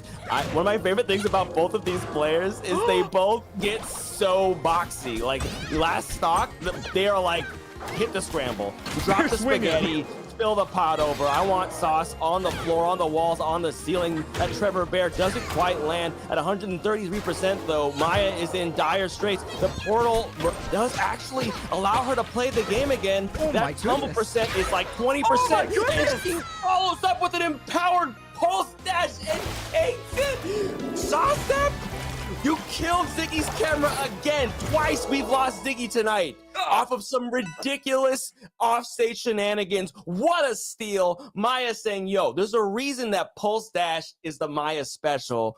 She takes that 2-1 over Sawstep. What a game. Todd, I have quite literally never seen that kill. I have never seen it was such a bold option to go for there, and clearly Sawstep not ready to even like... Nope, nobody is. You're thinking of the bubbles, right? We got bubble theory going on, the hitboxes. There's just no way you're assuming you can get hit there. It purpled. There was no DI that could have saved you there. None. Trevor said you're gone, dog. Crazy option. I mean, crazy. I love it. Like I said, there's a reason that we call it the Maya. It's just a regular move, but nobody does it. There was a whole patch about allowing Arcane to do that. Pulse dash off stage and be actionable. In this case, it didn't even matter that she was actionable because just the empowered pulse dash was already the thing that was Yomi layer 73. Like, we're playing a totally different game. Maya taps into the multiverse, picks an option that's going to work, and it does. Yeah, I think that was the Doctor Strange. Like, that was the one that was going to win it. And Maya, so confident. Like, it does. I don't need to be actionable after this. It's going to kill. And absolutely. Maya. Oh my goodness. Moving on into top 8.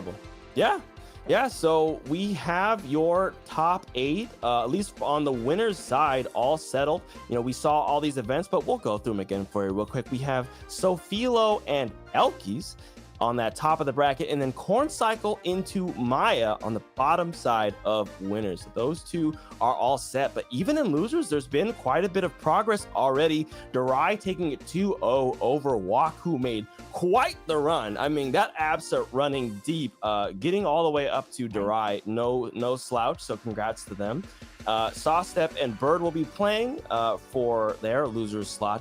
And then in the other sides, we have a bit of a BC team kill, Bullets versus Dolphin Brick. And then lastly, One Outcast and Rhyme 621, who we saw very early play a very competent Claren Olympia matchup. We get new killers every week, man. I've never heard of Rhyme before. They hopped in chat and were very, I think, kind and just talking about like the game, and could potentially be making top 8 if they're able to beat One Outcast. We'll see. I feel like honestly, from what we saw earlier, it's super possible. Like, who knows? Yeah, I mean, this is the thing about like Rivals as a game. Like, there's so much to expand on, and if you can catch someone on a week where you're like, I'm gonna play like this, and that's like their weak spot, you could always that's where the upsets happen. You know what I'm saying? So GG's to everyone that we saw today, but I believe that's going to do it for you and I. Zig Master, Ziggly Enough is almost over. It was awesome to have you on the mic. Ziggly Enough. That is fantastic. Ziggly Enough. Ziggly Enough. Cut it, print it, ship it. Cut it, print it. Yep. We'll have that on mugs by the end of the year for sure. 100%. Shot glasses, mugs, shirts. I want it right here on the desk. But yo, so much fun having you on. Do you want to say anything to the folks? Anything to shout out for your own operations? Oh, of course. I am not on any social media but YouTube, but you can find me at youtube.com/FateZiggy. Follow or subscribe. Go watch all of the videos. Click all of the ads. I need that money. But that's about it for me. Todd, what you got? Awesome. Yo, I don't got much. I've been working on my, the Color Funk Arcade. If you've seen any of my streams, like that's my whole situation with the robots and all the fun vibes, very Jet Set Radio. That's, over on my Twitch. It's Toddly Enough or Toddly_enough, like you see here. I actually got that the right way. Thanks, camera. But other than that, I'm big chillin'. We out here working. We out here trying to be on the mic. And so like I said, so happy to have you on, Ziggy, on Hop On. The Hop On talent just continues to grow on the stage and in the booth. But from us, that is it. We will see you guys after a break for Top 8. Stay tuned. Peace.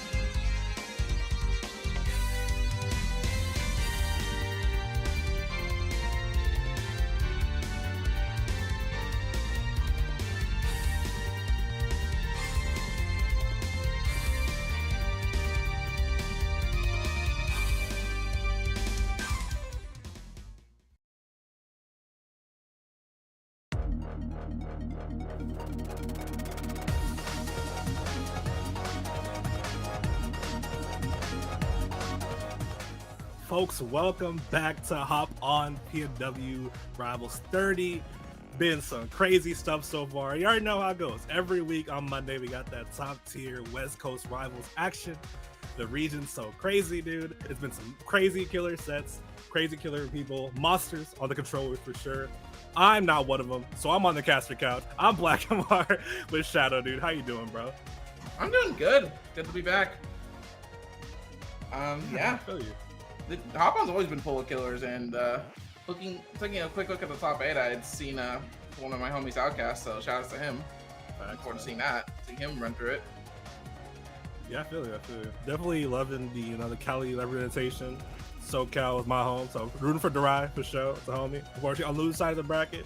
Hopefully, a little biased, you know what I'm saying, but hopefully, get to pop. We all got our bias here and there, so. So, and of course, Elkiies on the winner side of it. NorCal, we still Cali, even though we a big ass state. May as well be another state over, but they still in Cali. So definitely rooting for them. But definitely will be hard fought for every person here, dude. Definitely some incredible players for sure.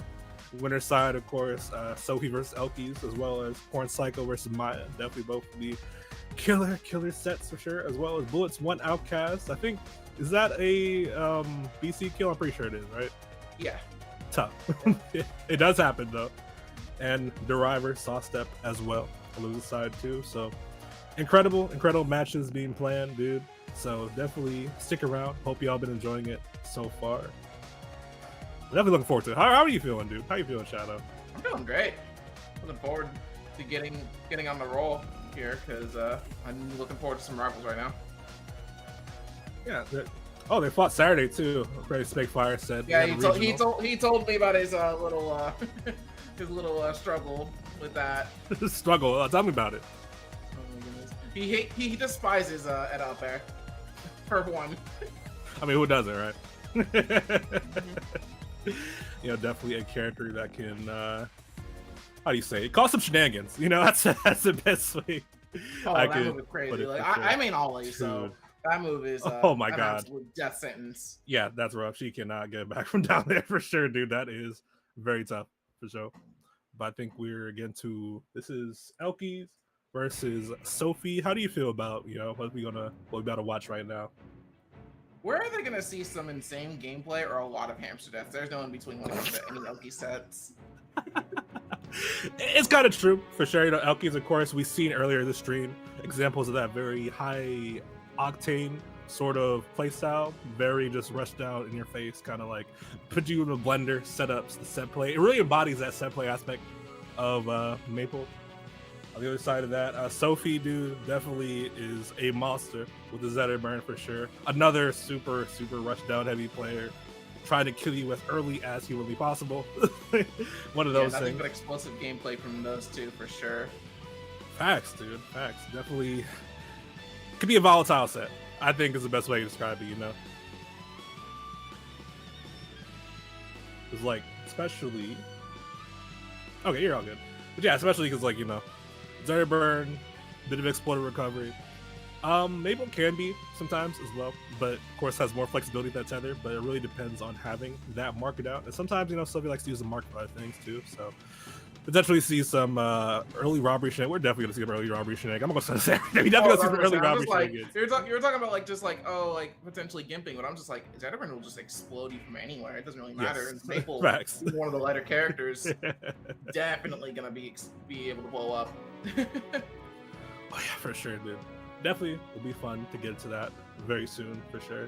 And random question related to Rivals, but is there an update tomorrow? I've been hearing word on the streets, bro. I've been hearing whispers in the. It's a possibility. It could either be this week or next week. Usually, the safe bet is it's every 2 weeks, usually for an update. But they've also been kind of slowing down here and there, so it could be, it couldn't be. Just has it always been? Yeah, it was always 2 weeks, bi-weekly patches. So it would be the monthly update and then the mid-month patch. And usually more stuff comes during the mid-month. So the balance changes are expected to be there, but I'd say don't hold your breath. Just wait. It'll happen. there is a dev stream on Thursday though, so it might actually be coming to fruition. It may be. I mean, like, there's like some thoughts of just like, I know, what's the term? Collision is this weekend. It's gonna be a really big one. So we, the big, what you call it? The big pre-tournament updates in terms of like fighting games is always super rough to see. So frankly, in that regard, fortunately for us, we always end up going on the previous patch of if there's a major tournament during a that makes sense. A balance change. So luckily, we have the luxury of doing that. Awesome, love to hear that for sure. You stack one, dude. I was looking at the seating earlier on Twitter. I forgot what it was, but definitely a lot of great players going to be there. So definitely looking forward to seeing that this weekend. Also looking forward to seeing this match we finna get into in a second. We play the most important part of the set, rock, paper, scissors. You know how it goes. You feel me? You think both these players will just pick rock constantly, or are we actually gonna see some? Dude, I hope so. Dude, come on, bro. Rock is frame one, bro. It's a meta. Come on, man. True. I'm seeing Sophie taking a little bit of time. Oh, yep. Let's go. We got the no rock this time, but we got the mix-ups. Yeah, the RPS mix is fucking crazy, dude. That insane for sure. Yeah. I mean, the true mix-up is just to give it up, you know? You just give it up and then just like, okay, well, now your opponent bans first and we get right into the game. But getting right into the game, we got game one on Godai. Those Godai definitely very neutral, say typically. Low top blast on though, so a little scary on the side of Elkiies though. But Elkiies unfazed right now in an early little percent lead right here. Again, super volatile, can definitely end the stop right here, but no, Sophie managed to get that. Already both these players are racking up percent real quickly. Elkiies trying to get some chip damage with the Terry. Yep, definitely super crucial for sure. Down special. Ooh, barely missed that forward to it right there, but still pick something back up. Elkiies, a lot of respect to that platform, though, not overcommitting too much. Great for that pair. Elkiies gonna be taking the first stock here with the ledge hog. Super crucial to get the momentum early in these matchups. That's always how it goes against Zetterburn, dude. Especially a player, rather like Elkiies, dude. Momentum super important to keep that away from Sophie. You see Elkiies kind of slowing the game down a little bit, trying to get a little extra credit popping, but Sophie's still getting in there. Punish that. No charge, no strong off that. I'm surprised. Push off. Well, Elkiies probably trying to go for like a jab or something, but ends up getting a nair. Has to recover, and Sophie gonna get the down strong to take first stock here. Or take Elkiies first stock. Yeah, answering back with that second stock is super crucial, but Elkiies turning offense right back on, and not gonna get that unanswered. But Sophie, a little bit of late timing for the upstrong. Well, the show, yeah, getting pushed off that platform right there. Gets the mark on Sophie too. Definitely pretty relevant. Sophie, ooh, down there, no up strong, no tech chase. There's a down strong, another remark too.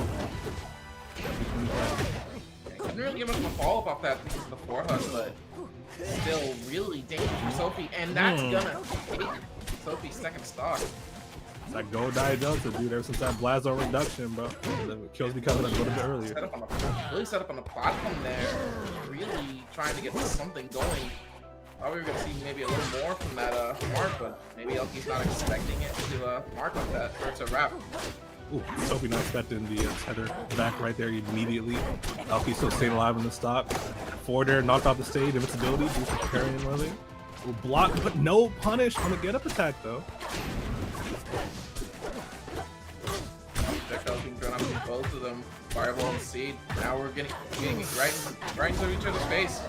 Ready for scrapping. For sure, whipping that forward strong, leading Elkiies stay alive longer. Definitely not the play, especially when you get an edge guard on you. But the forward air will take that stock right there. Last stock, both sides, Shadow. Yeah, and already 2 minutes on the board passed. But from the way these two are playing, it seemed like it was just quick. It didn't even seem like a minute had passed. That's the fast-paced player stuff, dude. It's just super rough sometimes. Super rough when get by the forward air. Jump to that bottom platform again. Super fast-paced stuff that goes time. Elkiies 1-0 right now. Yeah, and I think Sophie either not expecting the forward air to hit or getting the double jump caught. Yeah, just happens sometimes, especially you get jump scared like that too. I think it would have looked like, I think it was a double jump. I'm not entirely sure though, but still very good just awareness. Elkiies to sort of hunt that out. Now we see one of the 7 wonders of the world, you feel me? Sophie on Rockwall definitely is a menace. See, it's either Sophie on Rockwall or Sophie on Merchant, and both are just pure menaces. Facts, for sure. See the rushdown gameplay getting turned up right here. Know how to play with these platforms in mind. Good. Dude, yeah, off that, caught the jump beside me as well. So much damage built up, it stops me, and then pretty soon the down throw doesn't catch though. A little bit too slow. Trying to catch a tech, maybe expecting Elkiies to roll in, but oh no! Ooh, crucial. Barely. It's strong with barely off a bit, leaving Elkiies room to get something coming, potentially the super smart recovery, barely touching that stage, getting back. Predicting the one with that down charge right here. Sophie up strong and still not dead. really good DI coming from Elkiies, and here we got combos on deck. Edge guard, forward air. Oh my god, yeah. Do it. But death tax is not forward air. They all come in, bro. Exactly. Keep it simple. But forward, speaking of keeping it simple, forward throw with empowered forward throw. Yeah, especially at the ledge like that. You dead dudes on the show, but really wrapping them up though. Re-wrap, as well with the down strong. Mixed with the wrap every time. It's crazy.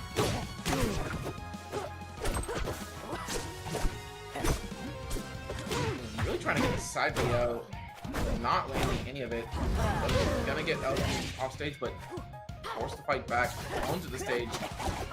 Just patient play from Elkiies right now, but they'll be immediately back with a grab. Patient play is the way to go. Calling out the roll in with that down strong. Elkiies so good at getting into your brain right there.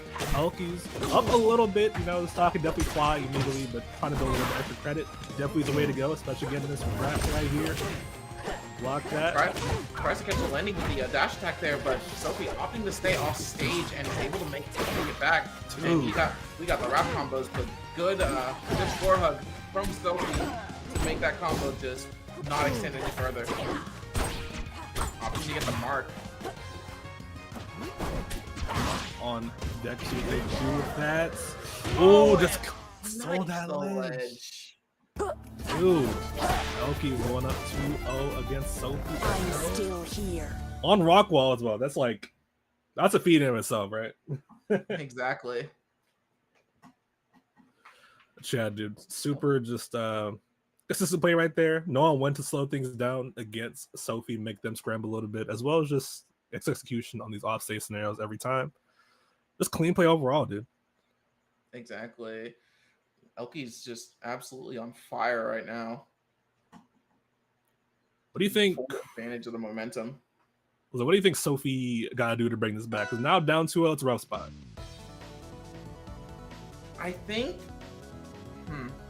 I really think Sophie already knows how to take advantage of just like the combos and just the extensions, but really needs to play a little more patience and try to like prevent Maple from just going in with aerials and running her over essentially, because that's what's happening right now. Because one hit just causes a lot of problems, and once Sophie's off stage, Elkiies is just completely comfortable. So there's not really much Sophie could do besides like making a recovery. But to be honest, you really don't want to end up in that spot in the first place. Nice. Yeah, no, I feel you. She's definitely good at just set up these checkmate scenarios a lot of the time. I feel like leaving the Sophie none of these options. We can't see it consistently, I feel like. And we're gonna run it right back to Godai.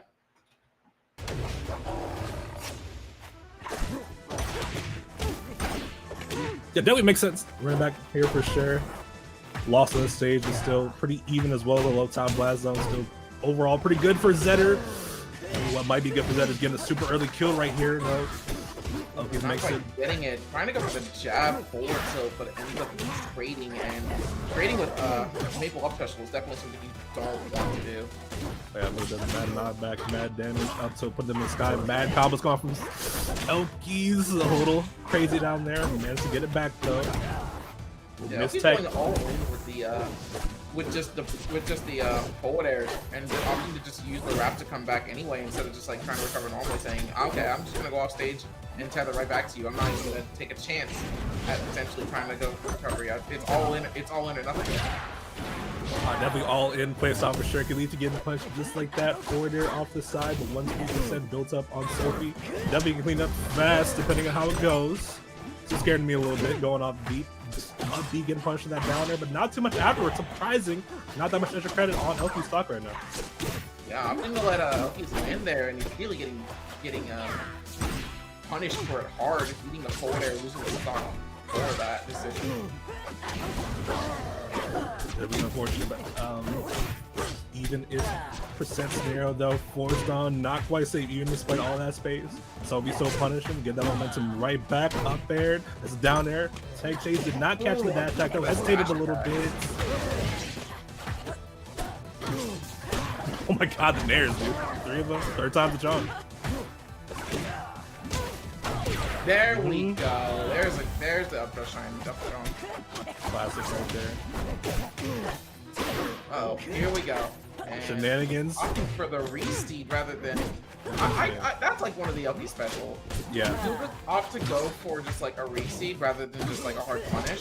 And honestly, it ends up paying off because you get combos like that where it's just like, okay, well, I'm just gonna reset the situation, and if you get off stage again, you're dead this time. Oh yeah. Club, by the way, the duo is down strong as well as Lily to cover both options right there. Getting set play. Elkies always very strong. Last stop on both sides. Elkies takes this thing moving on to winners finals of Sophie fighting back, saying not quite yet. Lily covering the dash attack, making it safe. That's huge, especially the down strong catches the tank. Stepping Lily a little greedy, perhaps. To cover the tech with the down strong, doesn't quite get anything for it. And Elkies off stage right now. Sophie not gonna be able to keep her off stage. And we got Nares. Still alive though. Yeah, I'm staying alive. Exactly. Can't quite make it back to stage. That is it indeed. Elkies up 3-0 over Sophie. A little surprised. I feel like this is more back and forth. I think, if I remember correctly. Yeah, no, there's definitely a lot of back and forth between the two since, as I mentioned before, both characters can just kind of blow each other up. But Elkies definitely keeping it on par, keeping all the momentum in her favor. And despite going all the way off stage, just says, oh, I'm going to make it back anyway. And didn't have any hamster rest this time. So shout out to Elkies. Let's go. I feel it. Someone who doesn't like main Maple, I picked out Maple a little secondary, but some of the mainers still like always like a little uncomfortable to see people like dive off stage. Even if they have the seat on, it's just like, oh, it's a little shaky down there. I don't know. I mean, Elkies mastered that character for sure right now. Definitely. I want to be questioned doing that. Always working out for it, always doing well. Super great run for right now. Moving on to winners finals. Definitely see one for going on. I think we're going to get to the other side of winners semis coming soon though. Update from the loser side, unfortunately. The boy Derai out. Well, fortunately for me anyway. I don't know about y'all, but 3-0 Saw Step over Derai. Derai getting out at 7th. Shout out to homie. Last SoCal PR, I think he was number 1. We had a new one soon, so let's see how that goes.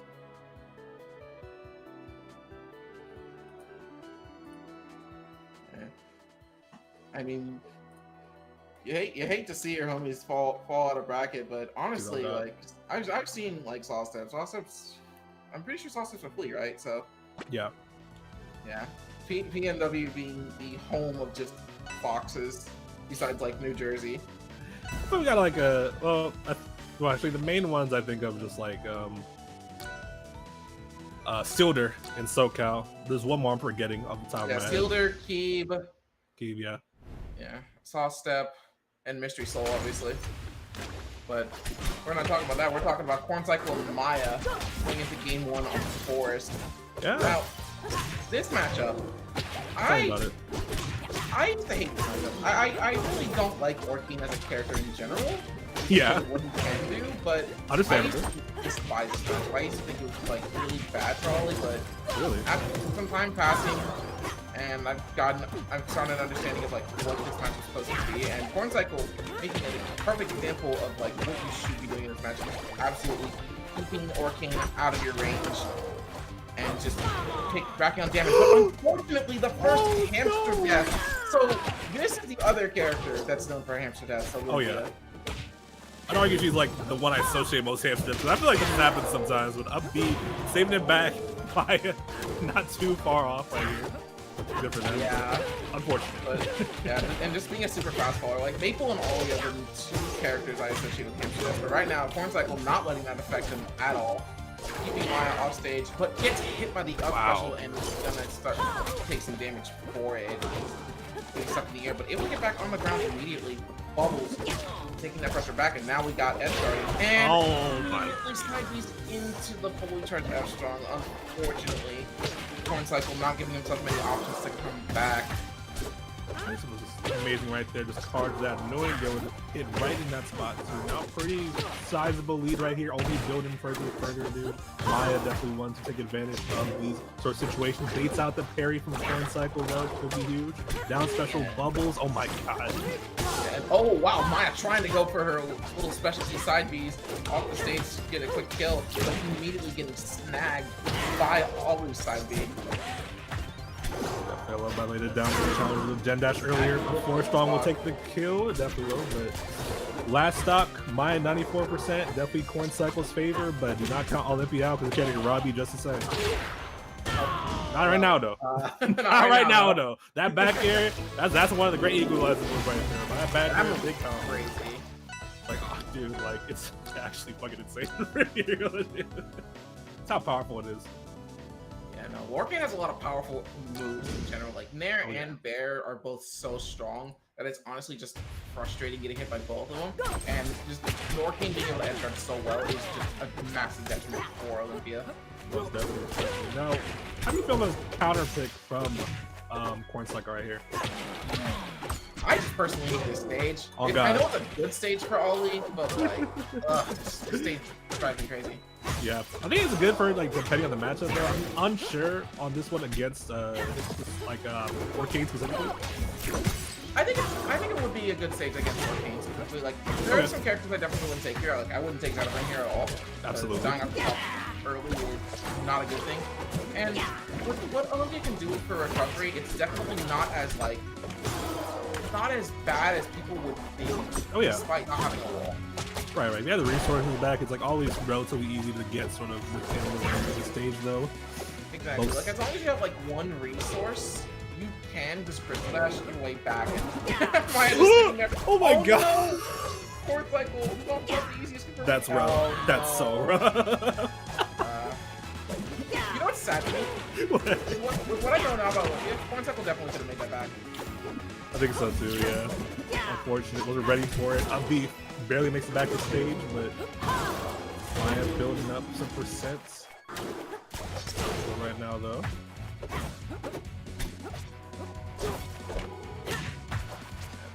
A lot of this really is like Maya playing really well with what she has right now, and Corn Cycle really just trying to get some sort of quick damage, and we're getting that right now. Down air, another down air. Oh, tries to put a regrab, but unfortunately misses. Another down air. Give somebody else, and misses the final. Wow.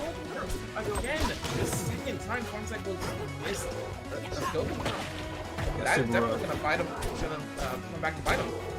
You definitely do not want to be missing those, especially with a character like Orcane. Sometimes you don't get not that. killing. Wow. Despite the low ceiling, not even kill. That one definitely shouldn't kill yet. Okay, yeah, if that didn't, I was about to be upset. But either way, it does right there. Corn Cycle Look, taking with the lead. what Trevor's thinking with how everything kills, it might have happened. Who knows? Back here, Right now, though. Corn Cycle needed to get back on stage. Only being Bear one from Maya. Able to get back on stage. Let's throw forward air. Simple left guard, and I don't have to watch puddle, but Orca hop. Doesn't even need the puddle. A lot of how you can gain off that. What's it ready to do with it? Maya making it back. Ooh, back air. But not getting back air too again. And now having to use the puddle. And Corn Cycle missing the important hit. And that could actually be the stock right there. It is, yeah, it's super rough. Like a lot of things that I feel like a lot of things that Olympia has are kind of like low DI dependence. A lot of people aren't ready for situations like that. It happens a lot. Exactly, especially if you don't have like Crystal to set up a trap. So the thing about Olympia is like you can use Crystal to just like force simple DI traps. And again, missing that confirm. Oh my god. But That's super if without cool. Crystal, it really is just about getting sense of period. Yeah, most definitely. Orca Hop gonna be able to. Oh no! Oh wow! Not able to get an Orca Hop. Probably did. I'm surprised. Oh, I didn't notice, but it looked like it. Probably, yeah. Either way, excuse me. Corn Cycle, even that up. 1-1 situation. Not taking the lane down. Love to see it.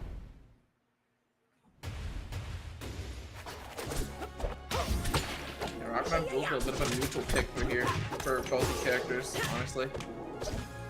Oh, try something like special pummel, but immediately just said no. Like, Maya's just like, no, you're not gonna trap me in this crystal. You gotta learn that. Dude, yeah, that shit can be very scary. I do not blame Maya for matching that new. Not killing. Dude, he's so hard to kill up the side. Oh, he's so hard to kill up the side. I'm so shocked you did. Corn Cycle going about as crazy as I would off these offstage versions. I love going crazy with bears. Dude, y'all are insane, dude. It's so scary to be offstage as Olympia. I mean, as long as it secures the stock, it doesn't matter. I'm sitting at that. Go ahead. I literally have a confirmed. I done with the rat race, where it's literally just like, if I kill you, it doesn't matter. It's a stock rate at the end of the day. That's but so if I manage to kill you with side B, so like the initial hit of side B, not the. It's weird. It's easier to show rather than explain it, but right now, it's really stupid. This is confirmed, but right now, Corn Cycle trying to keep Maya off stage and Maya looking in. Well, okay, one thing I really like from Maya is not the hamster nest apparently, but going low to avoid the side B landing, so that Maya's able to get back to stage, and it's just like, okay, well now it's easier to get back onto the ledge rather than just eating a side B. You definitely kind of get messed up for those. The character one, you definitely kind of messed up those side B Oh, situations. trying to Like, cannonball there. yeah. Crazy stuff for sure. Crazy Respect thing, it, I think get if back that in the game. hit, it probably would have actually spelled the end of the stock for Corn Cycle. I think so, yeah. Still hanging on, still struggling to get this kill, trying to find something. Grab barely misses, unpunished though, forward tilt. Gets him off stage, they gotta finish this edge guard. Unfortunately, missed the wave dash right there, so cannot. That's always scary when Olympia's forced to recover to the stage, since her landing is like surprisingly long. Yes. For how quick it looks.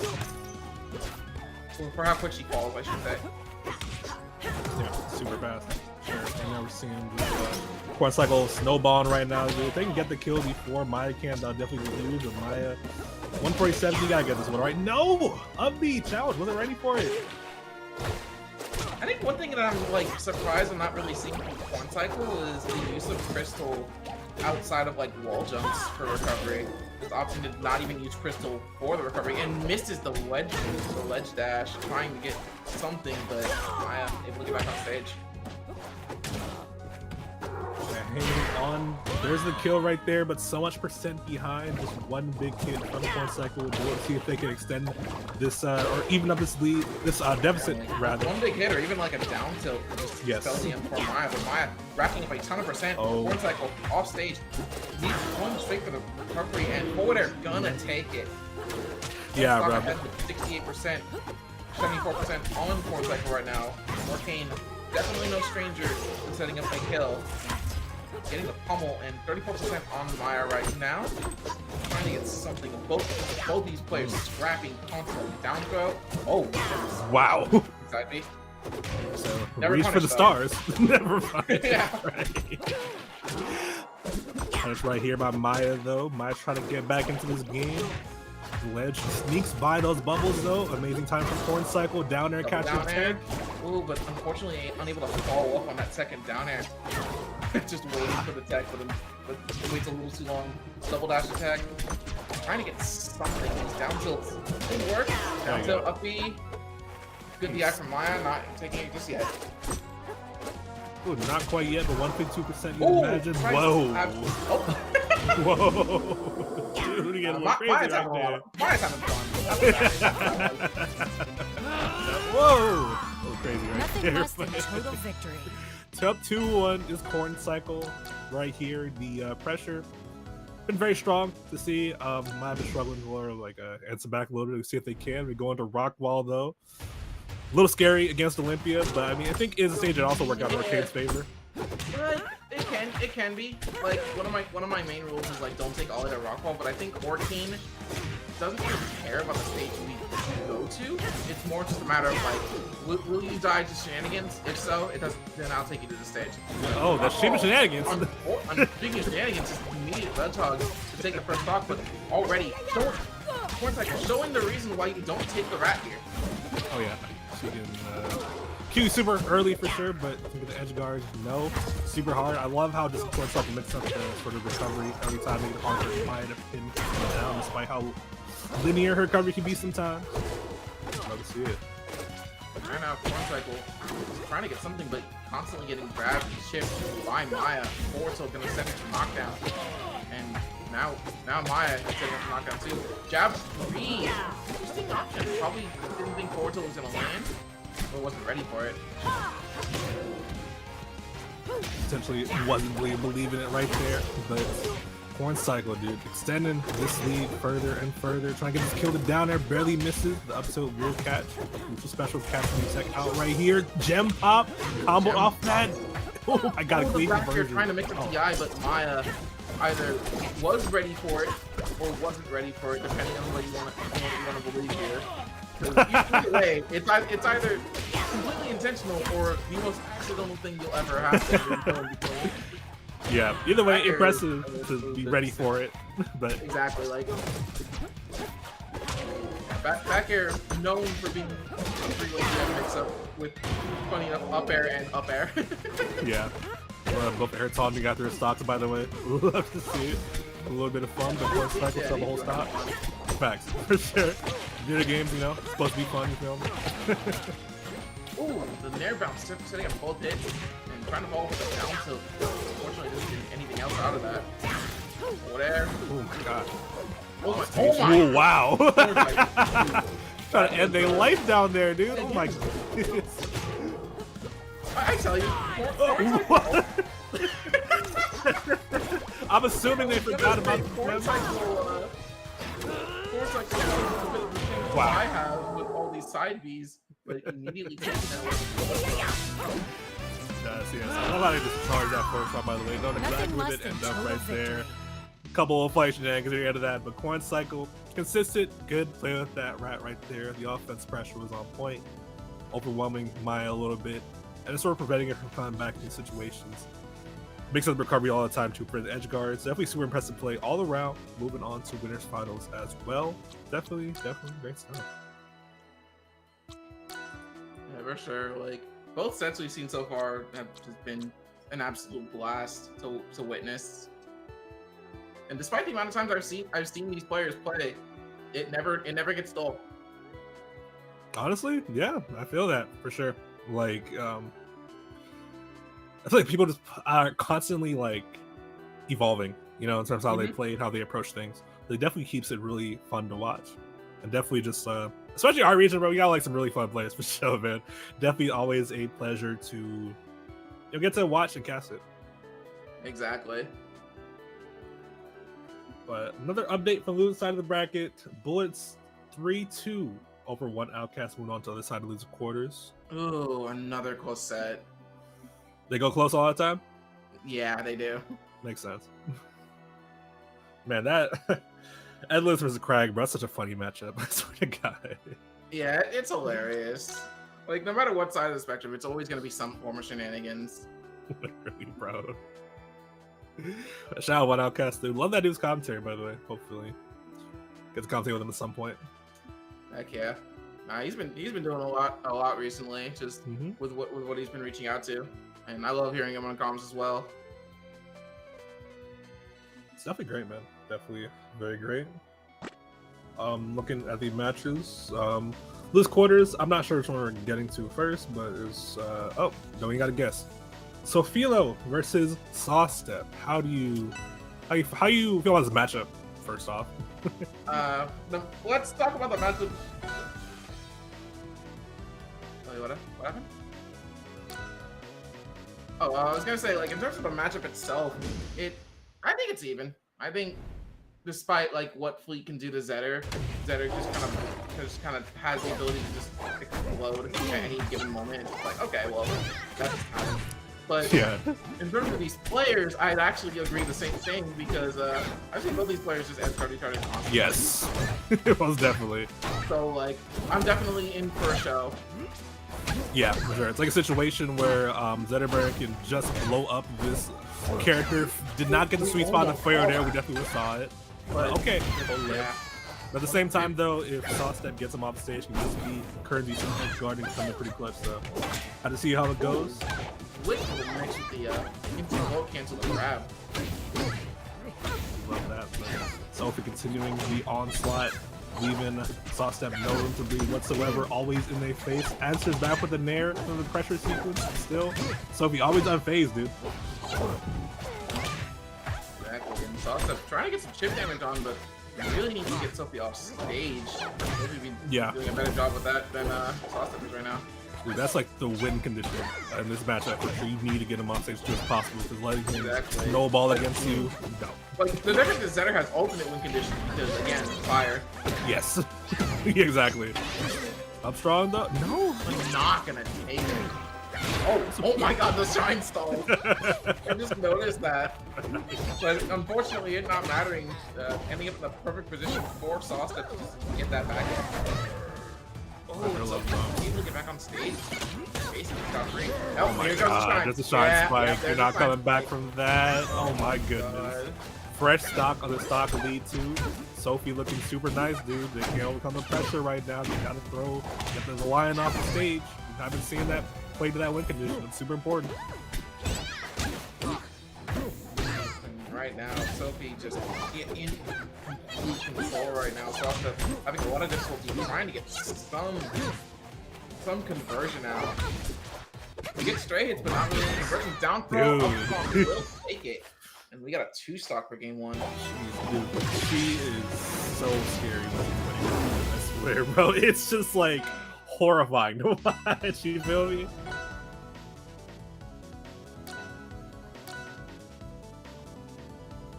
Oh man. Either way, definitely take that first game. Offensive pressure overwhelming. We go into Fleet's domain though. Common Fleet counter pick. Going to Tempest. High top blast zones definitely improve great in this matchup. Definitely get killed less by Zetterberg off the top. Yeah, but right now, it's not gonna matter. Sawstep keeps ending up off stage by accident. Goodness, dude. Yeah, it feels like every second, especially in this smaller stage. I see these down airs. I'm just like, what's happening? Are you trying to like down tilt or something is definitely going on? And unfortunately, Sophie reaping all the benefits for that. Oh, super rough, dude. Very, very high octane beginning. Sophie, no sign of slowing that down though either. There's a parry, answering back, but okay. Off stage right now, but let's him back.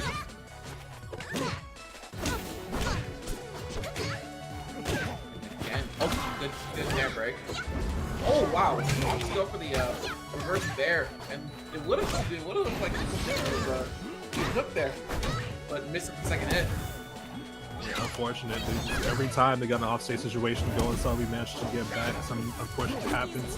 124% already on the stock. Forward air across the side of the stage will not do it quite yet. Shine spike doesn't quite get it, but still, dude, it's looking like I hold to climb back up, especially with the forward strong hitting through the 8 forward strong. Yeah, dude. Jeez. Back here again. Off those potentially killed down there. Got the checkmate right here. Gotta get a couple more of those though.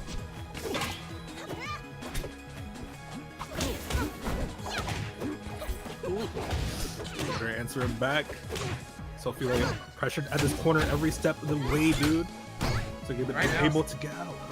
It's also trying to get something to these folks, but Sophie doing a much better job at poking right now. And unfortunately, that these 1v folks just lead to better situations for Sophie, who is able to guard off these better. Not only that, but a lot of these pressure scenarios we see sort of Sawstep pushing the button, trying to challenge a little too early. Sophie catching off guard. Good tech on that down strong right there from Sophie staying alive. Dash tag up strong.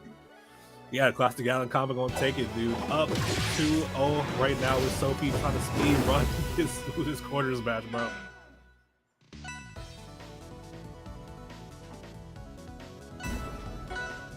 Definitely crazy stuff for sure. We've seen Sawstep switch to the Abza. Oh, I'd never seen Sauce-Tip's Absa. I haven't at all either. Definitely curious to see how it goes. Different kind of matchup for sure. Definitely messed with sort of your kill confirms as Weatherburn. If you don't know, the weight of the character, how it interacts with the combo game. Yeah, so it could potentially be trying to catch her off guard a little bit. Unsure.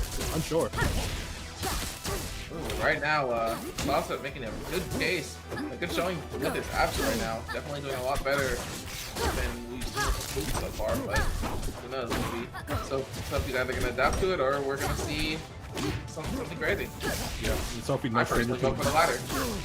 I feel you. Definitely hard though. Sophie, no stranger to adapting to unfamiliar situations. Like against Edgeguard right now, the rising air super easy to cover. Misses one though. Then Sophie get an opening. Not the best situation.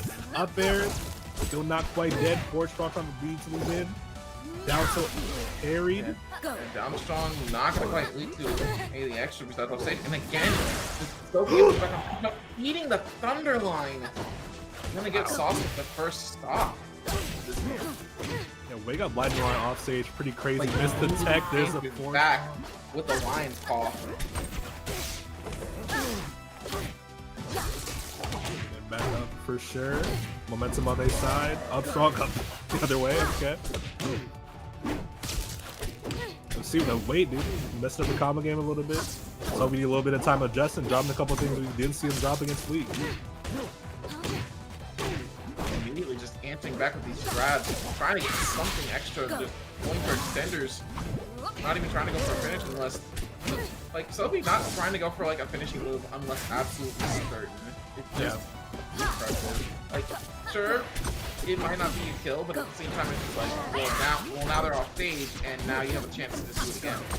Yeah, either way, great for setting up those kills. Either way, like we see right there, missed Like attack, that, yeah. down strong. Getting that stock, one stock away, moving on to the other side of the bracket.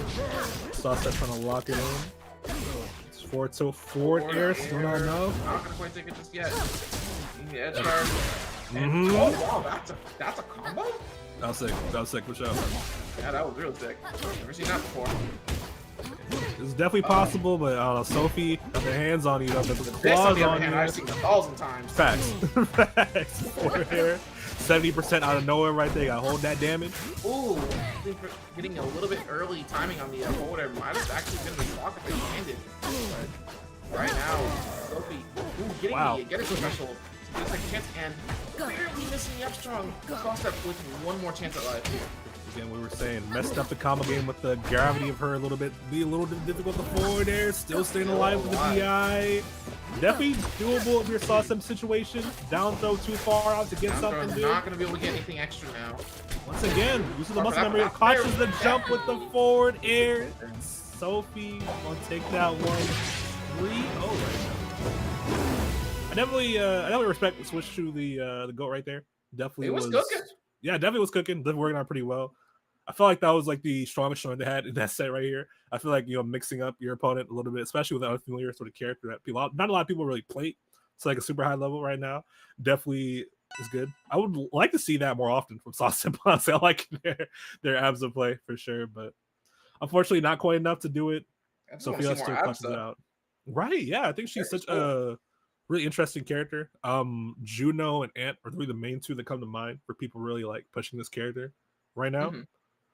But like, I think she has like a lot of just room to evolve and explore. Mm-hmm. I feel like she's like such a difficult character that some people I feel like are writing her off a little bit too quickly, bro. I heard she sucks a lot. I don't know, bro. It was kind of the same thing in Rebels 1 where she was really hard to understand, and it took quite a while for a lot of Absa mates to just like actually come out and show what she has. Like for the longest time we had Penguin, but then we had Penguin and Predator were the initial ones. We had a few extra ones as well, but then we really saw like Akashi show off what the cool stuff with Absa. So it took a little bit of while. So I'm looking forward to seeing what can be done. No, definitely. And I'm definitely missing a lot of names for sure. Like I can't think of everything off the top of my head, but there were definitely a lot of showings. Yeah, I feel you.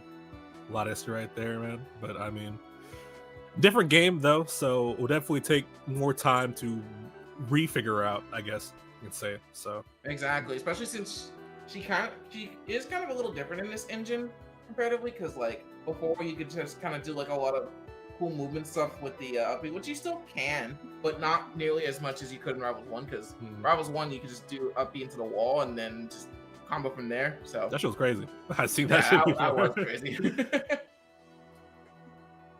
Yeah, even it's so interesting seeing though, even though it's like the same franchise, obviously, and the same sort of character designs, these characters can just be different when translated into a different engine, stuff like that.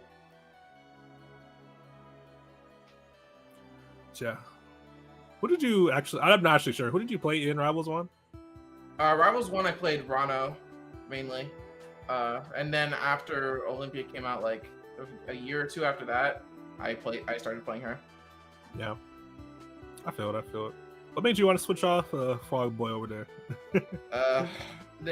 My gripes were just like they kept nerfing all the fun stuff on him and leaving all the degenerate stuff. So I was just like, I'm not gonna keep playing campy, playing degenerate. I get it. Get bored. I get bored. Yeah, I want to go in and I want to scrap. I feel it. That makes sense. That's why Olympia just like worked really well for me. She is these rapping characters. So it makes sense. She will scrap with you, and she will constantly do it over and over again. Oh, I feel you. I did not play Rebels 1 like too much, like not like a ton. I have like 160 or so hours on it. I lurked on a lot of terms and stuff though. I played mostly Crag back then. But funny enough, I don't play him in this game though. I've been sort of like kind of cycling around, soul searching. You feel me? I feel that. Well, there's definitely going to be a lot more characters, even some new unique ones. So who knows? You might end up playing your main through them. Yeah, brother boy Galvan coming out soon. You feel me? Oh, I'm looking forward to Galvin. I'm looking forward to lapping that character out. That character just seems interesting. Yeah, he looks so cool, dude. Just like my brain seeing the drill stuff is just like, ooh, this. I'm excited to see some shit people cook up with that for sure. Yeah, it's gonna be something dope. I'm just like, you put Mew 12 and Tager in the same game, in the same character. I'm just like, oh my god, what are you going on? Yeah, that's the same thing I was thinking. Like, especially the Tager part, dude. I saw the magnetation. I was scared, bro. I was scared. I'm mashing B every time the motherfucker gets a grab, bro. You don't even know, dude. Yeah, exactly. I mean, if you have a good special pummel, go crazy. Facts, man. Oh, dude. Definitely, yeah. He looks like super cool. I'm like, there's a lot of, how do you say it? Just general Danisms in the character design, for lack of a better way to put it. This is a Dan character. That makes sense. Okay. Yeah, so I mean, those are always fun. He dubbed it Crag 2.0. So. Oh my goodness. Yeah, man. I think this is like the first, well, technically, the first new character in this game since Fleet and Loxodont were in what's the game? Dungeons of Aether and Rivals 1 story mode. I think it was. It's cool seeing the world like sort of branch out a little bit. Yeah, exactly. I'm actually interested in the world of Aether. I hope that when we get story mode from like what 2026 or later, we actually get to expand on that some more. Dude, yeah, because like I mean, they've made fun of their Rivals 1 story mode enough for me not to make fun of it, right? But I mean, like I hope it improves a little bit, because I did at least like seeing the lore of it, even though it was too much in that game. It's still always neat to see. Exactly. Shoot, I mean, like, if you really want to catch up on the lore, I actually think Bowler's video is really good for that. It explains pretty much everything you need to know. Really? He has one of those. Mm-hmm. I'm going to look that up in my second monitor right now. Because I didn't play Dungeons of Aether, so... Yeah, I didn't either, but I watched one of my friends play it, so... I'm, like, sort of caught up, but not at the same time, it's, like, not really as much. Yeah. The whole, the Badger Corporation, I think they're called shit, it looks pretty neat. Yeah, Badger Co.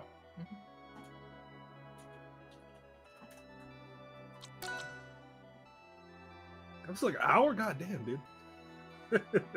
Yeah, it's long. Jeez. Definitely gonna put that on the background or something later. Shot Bowler. Let's get videos. It seems like We see Elkies finally hopping in the lobby, fitting into his winners finals action. Just a second. Thank you all for tuning with us. You feel me? Hope you've been enjoying the West Coast Rivals of Ether action and fun. Heck yeah, good time to vibe, chat, watch some hype gameplay. No matter what game it is. I know that Hop on streams multiple different games too. I've seen them stream Mini and play. I think play Split 2. I believe so as well, yeah. But getting into Corn Cycle versus Elkies. See, now, if Orking's the matchup I got around to being okay with, this matchup I still hate. Yeah, when I've Olympia is one of the characters I've kind of been like soul searching, messing around with. Definitely, this is my least favorite thing to play against with this character for sure. Yeah, especially the Maple opts to not approach, since F-Tilt is just the nightmare Oh my! move. Don't get me started on fucking Elkies, bro. Oh my god, that's a move. That's a move for sure. It's a move. Nerf, by the way. God, it is nerf. You're right. Oh my god, that's gross. That's definitely gross for sure. But I mean, Elkies is sort of a obviously a rifle will definitely go in a lot more. So I mean, that part of the matchup definitely may not be quite as bad. Oh. They went for the parry, missed the flip. Maybe that was a missing flip, maybe it was a dash or something. I'd imagine. I don't know what that was. I never see people actually get hit by the special crystal, so like I'm always expecting to see like what type of crazy combo will be. That move, that special combo is just like an all you can eat buffet. There is really no limit to what you can do out of that, and besides it's just the I'm my brain. I can't think of it right now, but Oh my god!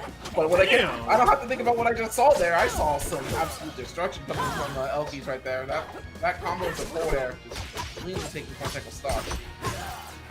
Gosh, it was definitely a screen for sure. Well set up, but forward strong Right catching. back with forward strong. I love the catching, baiting out that side beat to use his screen.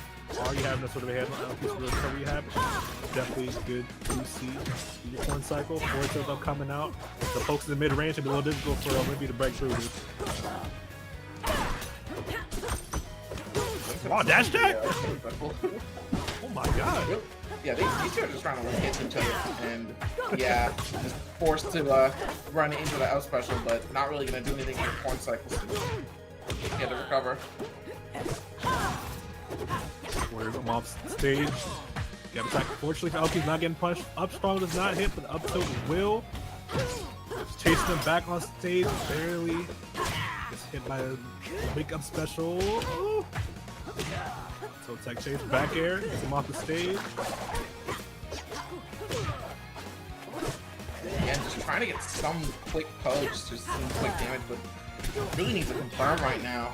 Yeah. Despite the amount of things, or just really one strong hit, because Etzel could definitely do it now too as well. Oh, that might actually do it. Yep. Ooh, Just yeah. pop into the up special. That caught the jump out too. Smart stuff. Elkies sets to the Lily though. Up strong again, clicking the roll in, does not bite on it. Yeah, Elkies really trying to get Corn Cycle into Lily right now, but Corn Cycle not having any of that, but double Nair will do it. Nair, tether, Nair. The classic right here. The last thought scenario though. Been pretty back and forth. Also trying to hold on center stage. Elkies sneaking back. Oh my god. The tether on their shield. Super brave. Corn Cycle not biting though. Staying patient with it. Getting them off stage. Not caught by that grab, unfortunately. Really trying to get something out, but Elkies is just constantly stuffing out any Corn Cycle's attempt to land a hit. And every hit. Oh no! That could actually be stopped. Yeah. Oh No! That ledge a bit longer. Yeah. Probably very scared to just like get hit by the up special and Very fair. It's powerful. fired it a little too early. And I don't blame Elkies. That move is very scary to interact with. Even if you try to like re-grab a ledge, it might just not work and you end up being hit anyway, or it could end up being even worse than that sometimes. Unfortunately for Elkies, though, in a much worse spot right now, taking a lot of damage on them, 126%. Able to get in the extra forward air, will do it. Jeez, across the screen too. Forward air gonna take that stop. Corn Cycle reeks by 1-0 right now. Nothing less than total victory. Definitely you can see it going pretty back and forth. Both of them definitely adapting to each other, sort of doing. I think definitely that sort of missed edge snare right there kind of costed Elkies a little bit. I fear a little bit at Olympic and Crate, dude. It's like it's definitely a factor.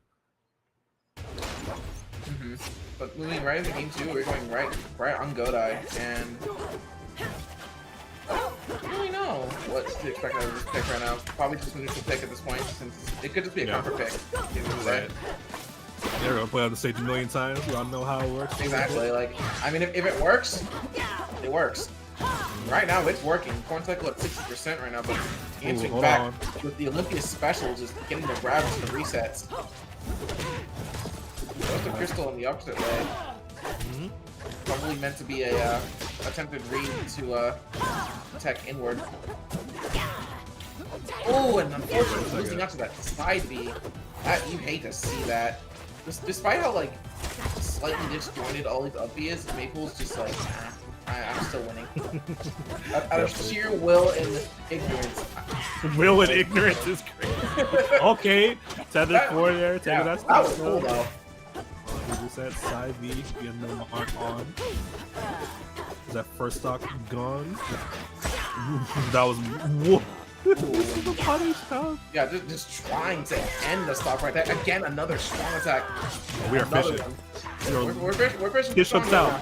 Hooks out. Not working out though. Oh, called out the spot dodge that time. I love that. Notice they spot dodge it every time. The adaptation, Elkiies bring out to see the up. He gonna kill you all the same. Even stock once again. Yeah, we tried fishing for strongs, but Ollie definitely not the character you want to be fishing for strongs with. They're pretty slow, all things considered too. They're also very stubby, except for forward, which is actually pretty big, but really slow. Very. Yeah, for sure. Side B was rushing in, trying to call out the roll with the forward strong, did not get it.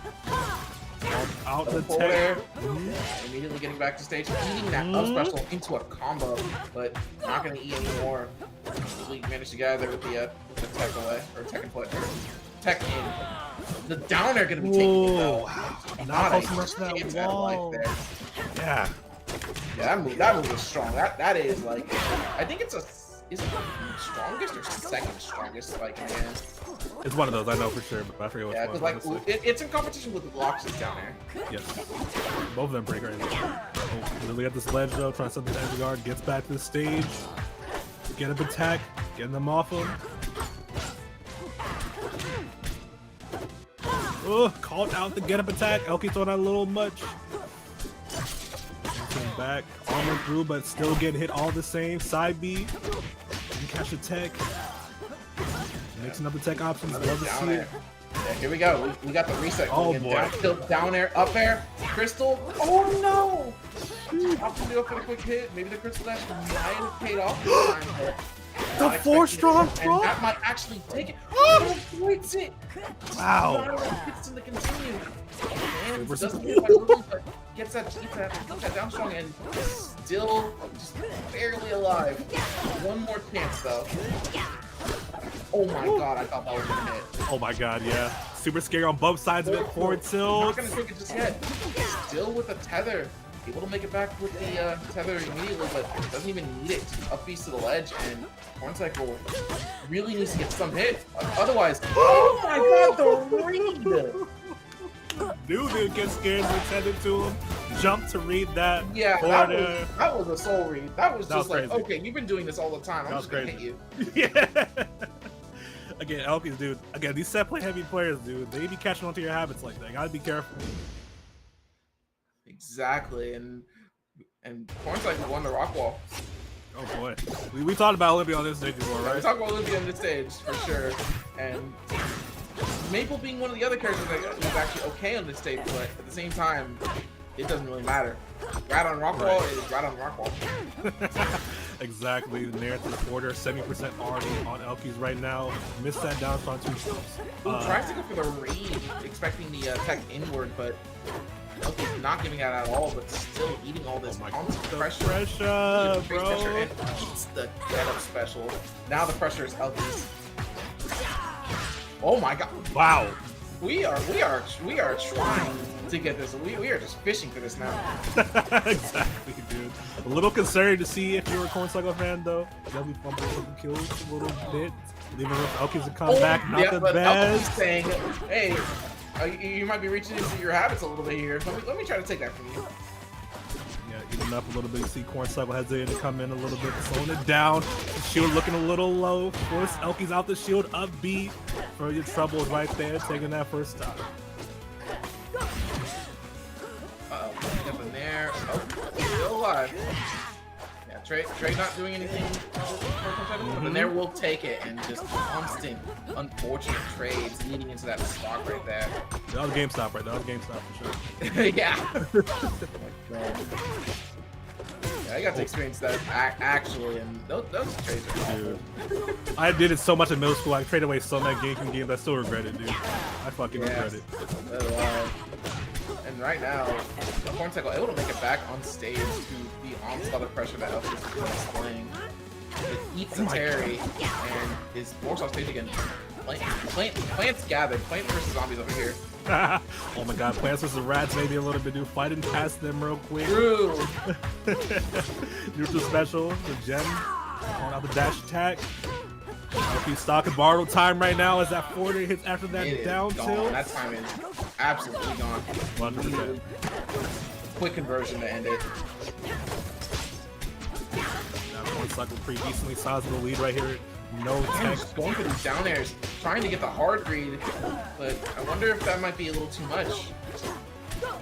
Might be. It's been costing them sometimes a little bit, working on others. That stuff right here. Stock. Right now. Never mind. Second time. Scenario will happen. I'll give it the ledge once more. So not gonna reach that platform. Really needs to get something else going. And right now, we are technically one conversion away from both these characters securing the stock forward air. Not gonna take it just yet. Get the ice from Elkies. Ooh, not taking it quick yet, but 124%, dude. Is looking super rough between this forward there. We'll definitely queue off the side right here. Corn Cycle 2-1 right now. There's a couple of cost interactions like that. Elkies have kind of let Corn Cycle sort of snowball the lead, especially that sort of ledge snare right there. Could have let him come back. Unfortunately, did not quite get it. Either way, get into his game 4 on Jules Vale. It makes sense overall. Counter pick. Yeah, bit of a smaller stage to work with, and not nearly as dangerous as the Blast Zones. Yes. I'll get far away from there. Oh! You can't get far away from Corn Cycle though. Still in their face. I wanted to see that go farther. That was sick. I feel it. It was pretty great. I don't think I've seen anyone try to go for the up tilt for that. Yeah, get a tether immediately. Elkies already know that the Milwaukee will not make it, so tether away. Drops off the ledge though. Early edge guard will be super clutch for Elkies right here. Yeah, that sucked. Oh man, bounce right back into the game, dude. Throw forward air. This is the forward air. Oh my goodness, I thought Corn Cycle was gonna make that. Same, bro. Super scary stuff for sure. 107% already on Elkies. And we are really at a disadvantage here with Corn Cycle. And tries to go for the raw side beat, but unfortunately not going to work. Elkies missed that will take it, and going from that deficit to eating up the stock very quickly. That could have easily been scary if Elkies had any extra momentum from that.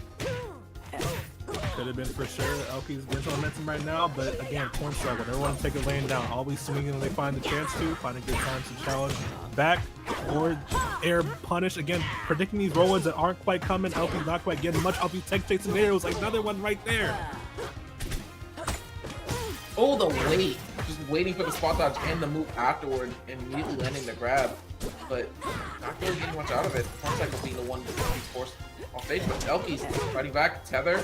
Oh, no jump on and that. Again, still leading that side special. That move is so dangerous to eat. Oh my that Lord. Is also dangerous to eat. Leading up that stock is over there. It's hard to stop the momentum of Corn Cycle right here, dude. The adaptation, know when to slow things down, so mix up the get-up options, making it hard. Oh! No! Okay. Okay, that was not be a hamster death right there. That would be crazy. That would have been hamster death. On the platform, another there. No!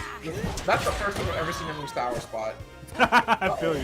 You get back? No! That's rough, not dude. Far enough, and Corn Cycle. Yeah, very good stuff, dude. Strong offensive Nothing pressure. less than Besides total Elkies, victory. a bunch of those tech chase scenarios did not work out in their favor. Definitely leaving a lot of damage on the table, and Corn Cycle need to, take advantage of that. Snowball their own lead a little bit right there. So definitely solid showing. Moving on to winner's side of a grand right here. Elkies dropping down to losers finals. See more of her later, but yeah. Crazy stuff. Ooh, another update from the losers side of this bracket. Bullets up 3-2 over Maya. We're gonna lose semis shortly. Ooh. Yeah, Let's Bullets go another Bullets. like another 3-2 by the way. Crazy, Yeah, right? another 3-2. Dude, the king yeah. of 3-2s, but also the king of just like absolutely proving why matchups just don't matter sometimes. Yeah, I think he's or specifically Elkiies is a character that can often like defy the matchups. On paper, there's a lot of things that are like in his bad matchups that like go really well for the other character. But still, man, it's just like he's such a super powerful and reversal heavy character that like it can definitely just swing at like the drop of a hat, just like that. You feel me? Exactly. Like especially against someone like Orkane, who not only on paper but just like is known to just cause a lot of trouble for Elkiies. But Bullets saying, yeah, no, it just doesn't matter. As long as I win, it doesn't matter. That's definitely a good way, but as long as I win, it doesn't matter. I mean, how do you feel about how he does against Zetterburn though? I think he actually does pretty fine against Zetter. Yep, I would definitely It could agree. be like even or maybe -1, but it's really not that bad. Yeah, I mean, of course, Zetterburn obviously beats the shit out of you. I think you beat the shit out of him back as Elkiies all the time. Exactly, and Elkiies definitely known for keeping Zetter off stage really well with the Yes. with the armor pair or just the up air, sending Zetter in really bad positions. But this is something we're talking about. Oh yeah. It could end up going either way, regardless of how it feels. But let's see what Bullet does in this match against Sophie here. But Sophie with the hamster death. That's very uncharacteristic. Well, uncharacteristic indeed. We're both take that to the bank, dude. Down B trying to catch the text to the right there. Does not quite get it. But still decent lead right here. Sophie trying to get it back up. Border, shine. Crazy extension. Every time they off stage, I'm fearing a potential robbery situation.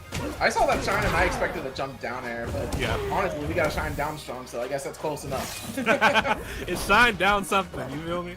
Exactly. Either. Shine down, you're in the blast zone. There you go.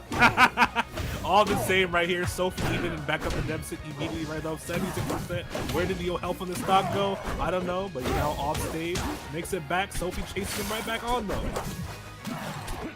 Right now, just Sophie getting a lot of damage on Bullets right now. But Bullets playing really patient. Definitely trying to keep patient, and up strong gonna take it. Yeesh. Super strong right there against Sophie. Momentum monster.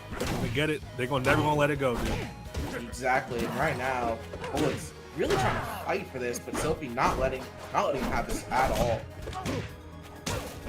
And keeping the pressure on, not letting sort of Bullets get the shenanigans started, not letting too much ice get up to board. To say that though, a little bit of ice needs a little bit of a conversion right here. Offstage scenario, I think caught the jump inside the right back to that platform. And despite the stock deficit, this could still go either way. Oh yeah, It's never over until you see the game. it's really not. Yeah. This game, if anyone knows anything about this game, it's explosive. But Sophie showing the explosiveness. Yeah, dude. And that beyond that last 4 strong straight to the moon right there. Super strong start for Sophie again.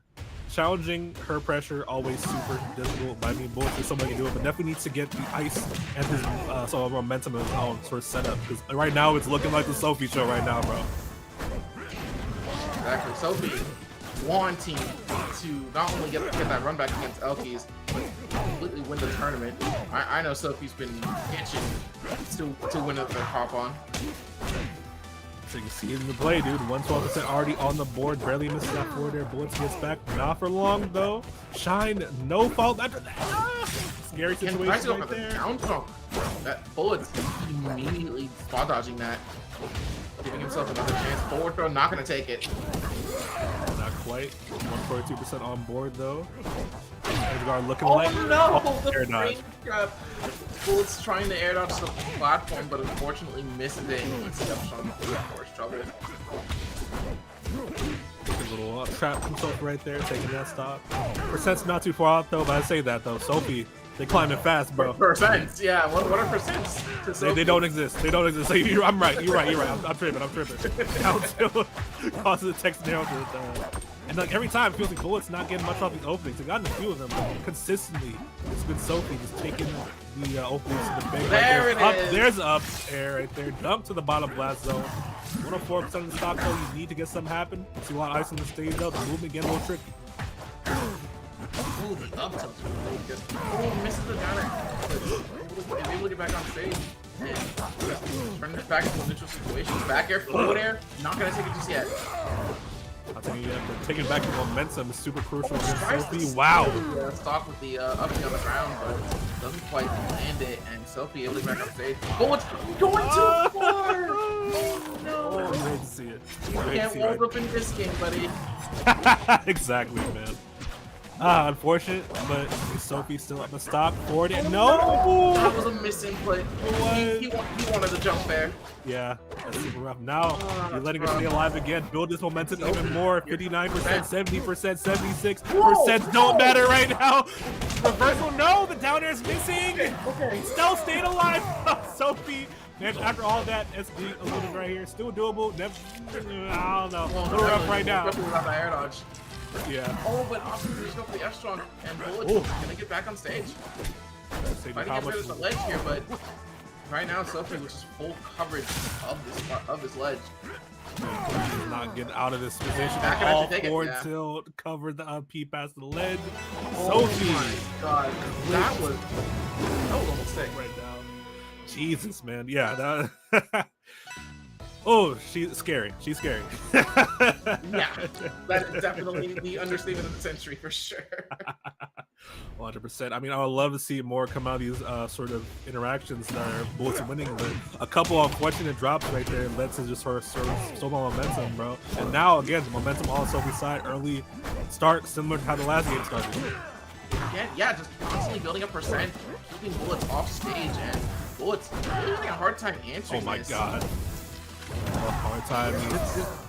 Just proving me wrong. Like, normally it wouldn't feel like this, but Sophie having a really good time just doing a lot of damage to Bullets. Just Zero not to letting him death, play the bro. game. That's a Yeah, zero to that's death. That's insane. So she just continuing. Still hasn't got It's hit, by the still way. going. Okay. Okay. We got a couple We hits. got hits on it. damage. We got damage. Percent is on the board. Thank God. You feel me? Still, it's looking But like it doesn't matter. Sophie with just a minor scratch, and then Bullet just the sheer amount of wounds on him, just like scarring. Oh, he got scratched up. He got scratched up. Only 17% taking Yeah, that man. whole game. So Yeah. Gave up. And that wasn't even like a give up. That was just like, yeah, that's just the game. yikes, bro. That's rough. That's rough. It was when Sophie got the momentum, bro. We talk about it. It's hard to steal it away.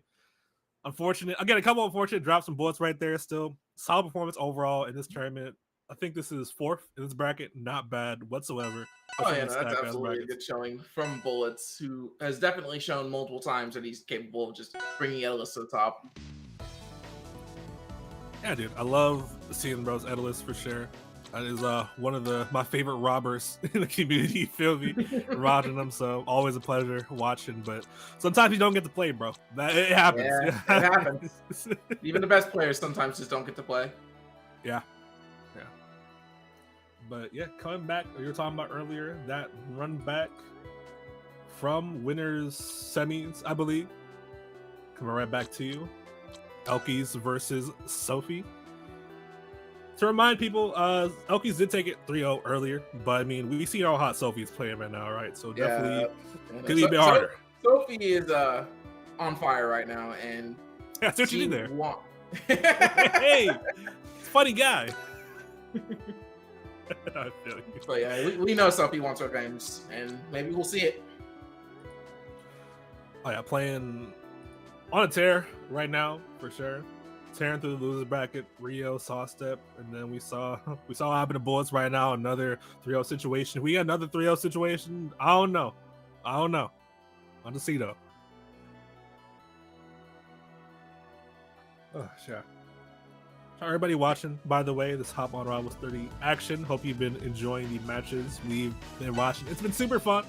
Definitely has. Been enjoying these matches a lot. Some super crazy shit's going on all around. And, you know, Hop on, always a place to be for that amazing West Coast Rivals actions. Always great to see. We're getting started in this losers finals match shortly. Rock beating scissors. The Rock throwers win, man. You feel me?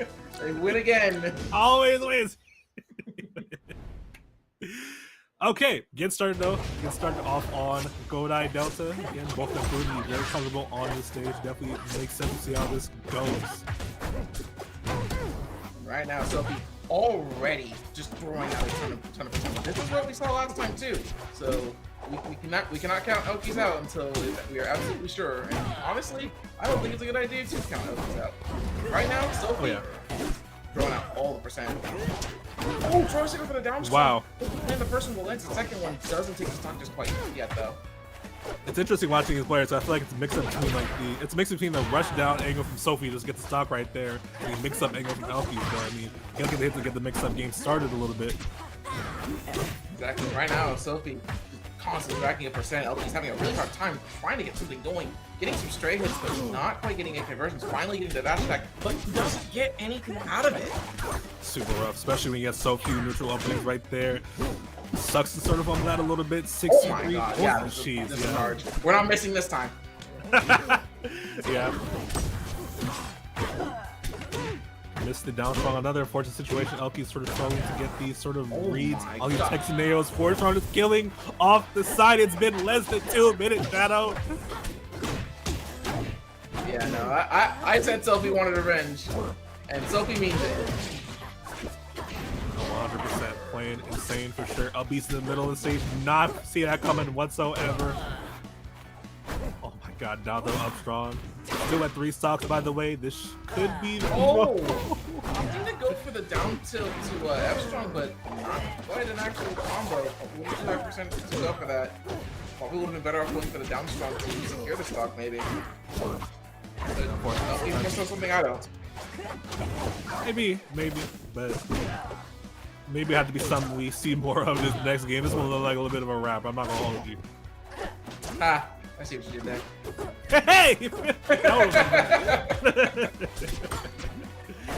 Oh yeah, it's rough though. The best tips are unintentional. They are. It's great. Another 3 stock. So 151 like the original Pokédex right there. That's right here. Oh my god.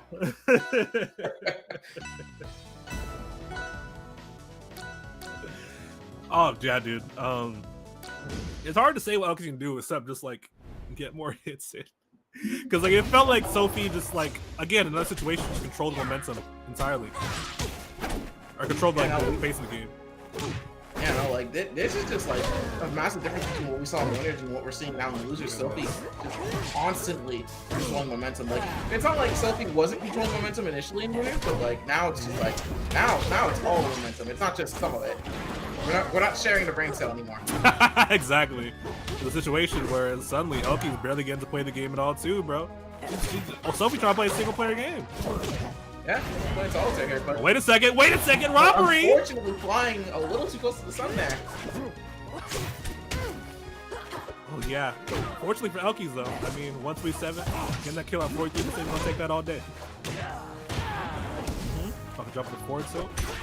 Kill right there. And then right back up.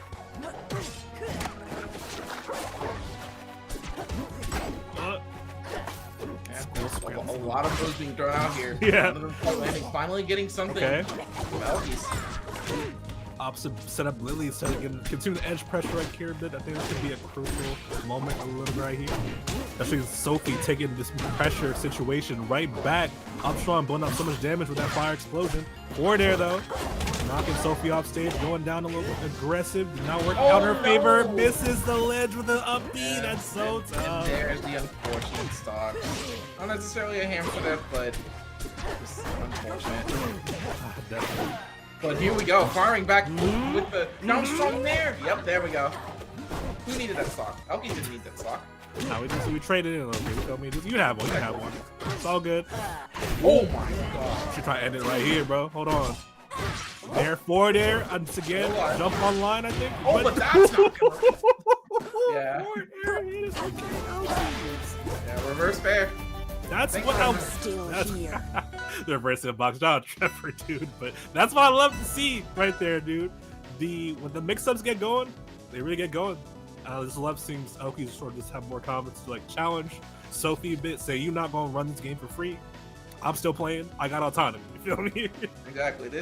This is a 2-player game, man. I'm gonna need you to pass the stick over. Exactly. Hey, pass the stick, bro. That's a classic when you were younger. Like, pass the stick. Either way, go to Rockwall. I mean, Elkies did take this when they went in the last game, but this looked like a definitely a Kyle Ken Sophie, if you will. So definitely a little different. Get the Zenkai boost over here. Facts, bro. 100%. Okay, down strong, caught the tech in well. As well, send a brilliant center. Actually, if somebody got the Zenkai boost, would you consider this? Would you consider Elkies as like Frieza training for a few months?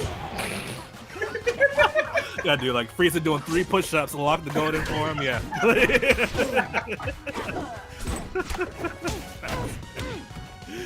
Oh, I feel you. Yes, Elkies though, pretty sizable lead right there with that one. Slowing the pace of the game down a bit. Trying to throw more extra credit. Fortune's coming out, poking. Oh, missing wave dash. Called out to get up attack with Sophie as well. New setup. Not even minding though, running right through it. And there, answering back. Forward air. Forward air. And right now, ooh, getting hit with the get up attack. And still able to make it back. All that pressure and Sophie still would have made it back. And unfortunately missing the strong there. Oh, unfortunately missing the down strong there too. Unfortunately. Christian misses all the way around. Reseed. Jeez. Whoa. Reseed and reseed again, dude. Insane stuff with the reseeds coming out all the time from Elkies. We've seen right there. 3 stocks to 1 on the staple Sophie counter pick Azora. Oh, that was a read. That was a read. I like how a lot of people play, but Elkies is not one of them. I love Elkies play, dude. It's so sick for sure.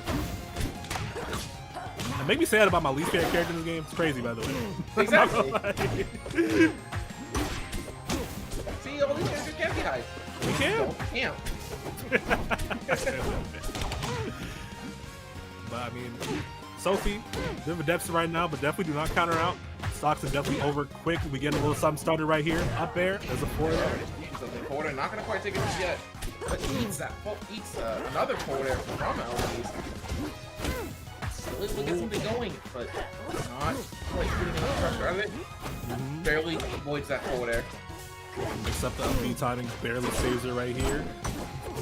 Barely misses the tech chase, but still decent position, not quite punished. So Forge Strong though will catch that missed tech. I mean, 89% behind, but this could be Sophie's game potentially. Exactly. Definitely not gonna count Sophie out. Oh, wait a second. Nope, still alive. Wow. Ready to dare out the nair. Uh-oh. Good stuff. Oh my god. Ow. The plugs. Oh boy. Uh-oh. Here we go. No. She got momentum, bro. She got momentum, Shadow. I'm scared. I'm scared, bro. Uh-oh, it's still going. Dash attack. It's still going 75%. Builds up 77. Elvis said, get off me with that nair right here. Trying to take it back, but now it's a much more even scenario than the last was. This game's super crucial too. It's still going. There's the nair. Just a tether to that be another nair. Such a high percent. I mean, super close, but Sophie get high percent. And they're gonna hit you with the tether. We had a mark on you. 2. Yeah, you saw that 100% in like less than 30 seconds. Yeah, like I was scared. I was sweating, shaking in my boots a little bit, but Elkies still staying solid, clutching that one out. Going up 2-1, definitely a solid position to be in the best of 5 set all the time. We're running it back. Take that. Really? Okay. That's fine for me. I get to keep hearing this banger. I love This this song's so good, dude. It's so good. Hashtag up strong, giving up all that percent immediately. Catching Elkies coming back to the stage. Down tilt. Did that catch the jump? No, did not. Still kept it. Oh man. Oh! Jeez. That was good. That was a clean executed stock right there, keeping up the ledge pressure, not letting up at all. Getting a super early kill on Elkies, not that much percent on needs to say that though. Off stage, forward air, detected. Uh-oh, we're still going, but not quite getting the pair there. The wrap. Again, just again, yeah. I don't know. Maybe it didn't work at this range. Maybe. Or maybe Sophie's just DIing it properly. I know it's a good thing to catch DI out, but I'm pretty sure Sophie's DIing. Interesting. Bro, does not get the up strong, but still stop. That was 3 up throws. It was. Back air, forward air, stacking up mad damage. Now Sophie looking crazy. Fully charged us right there. Oh god! You can't get back, bro. This is looking like a completely different game right now. Dude, it's like the opposite situation happened last time, pretty much. The down strong up really still not enough either, dude. Oh, the Albedo. Okay. It's a normal possibility, but you gotta not get it straight up, bro.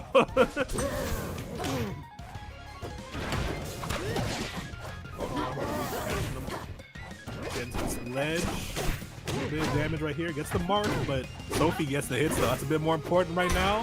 Side B is out, but the 4-strong block punishing. Yeah, right now, just trying to get something. Another down strong from Elkies. Down strong, not gonna take it just yet. Doing a good job evening the game up a little bit right now, bro. Not too nervous. Yeah, these nerves of F tilts. These nerves F tilts and down strong have just been constantly in Elkies' favor. Good tag, but Lily saying no, it doesn't matter. Yeah, holding down the mid-range of these normals too, and just again, evening up the stock scenario, but Sophie get a couple up airs, down, missed the tech, down strong. Not gonna take it. Not quite, 109% on board, still not a percent played on the stock from Elkies' side of things. Can we get back to the ledge? You can! Barely avoids the down tilt. That could have easily been it for Elkies right there. 100%. I mean, staying alive, but you gotta do more than just stay alive. You gotta get the hits off, and no percent still on this. That would be a JD right there, up strong, killing off the top. We got a game 5 area. 5. I think this is the first game 5 of this tournament, of this well, this block. Am I right? Am I wrong? Well, we casted, yeah. I think so. Yeah. Yeah, bullets off-screen. Off-stream bullets one's got the game. Yeah, off-stream doesn't count, though. It would have been nice to see, but... It would have for sure. But, man, it's crazy, dude. Definitely seen both of them adapt super fast, real time. Sophie, dude, super mad after that last on Rockwall.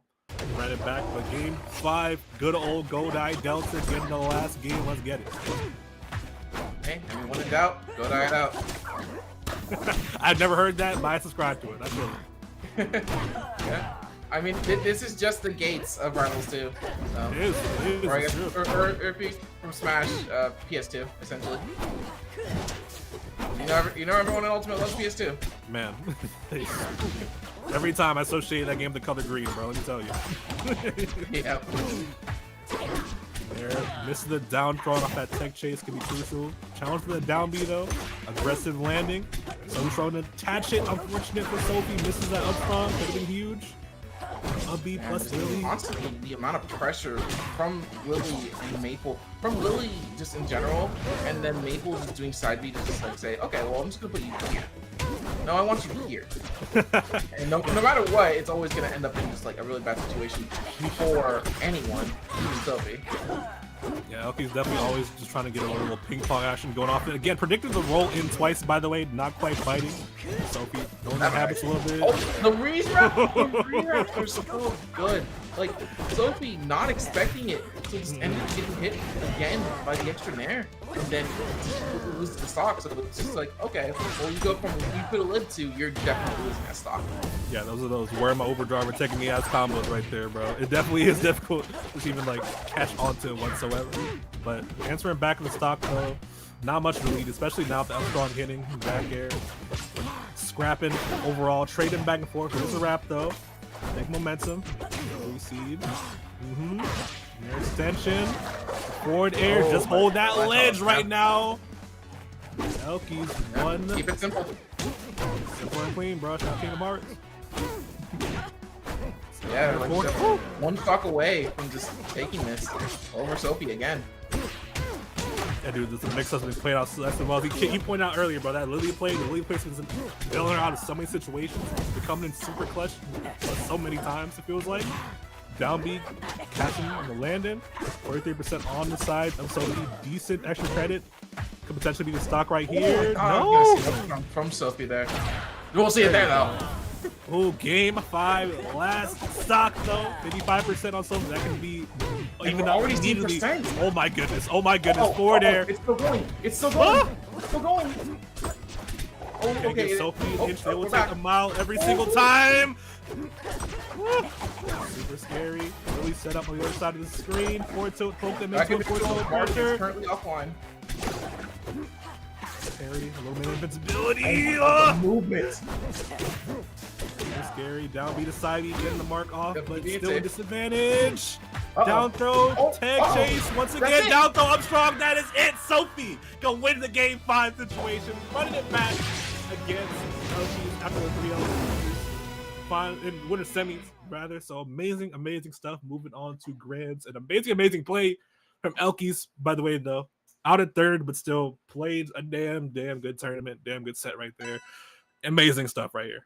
Oh, definitely. Not a single dull moment between these two. And like I mentioned before, Sophie getting her revenge. Yeah, dude. It's like the Zenkai boost. That shit is real, bro. Just like playing even just like strong, even more somehow even more confidently than they were playing before after they got knocked to losers, which is crazy. Crazy for sure. But you know, Sophie momentum, bro. It's hard. It's tough. Yeah, great showing from Elkiies though. Of course, gonna see them more hop-ons in the future. Definitely always excited to see them play, but we got grands already all on the table right now. Winner side of this still sitting this corn cycle, and we just saw Sophie qualify for that, so we'll see how it goes.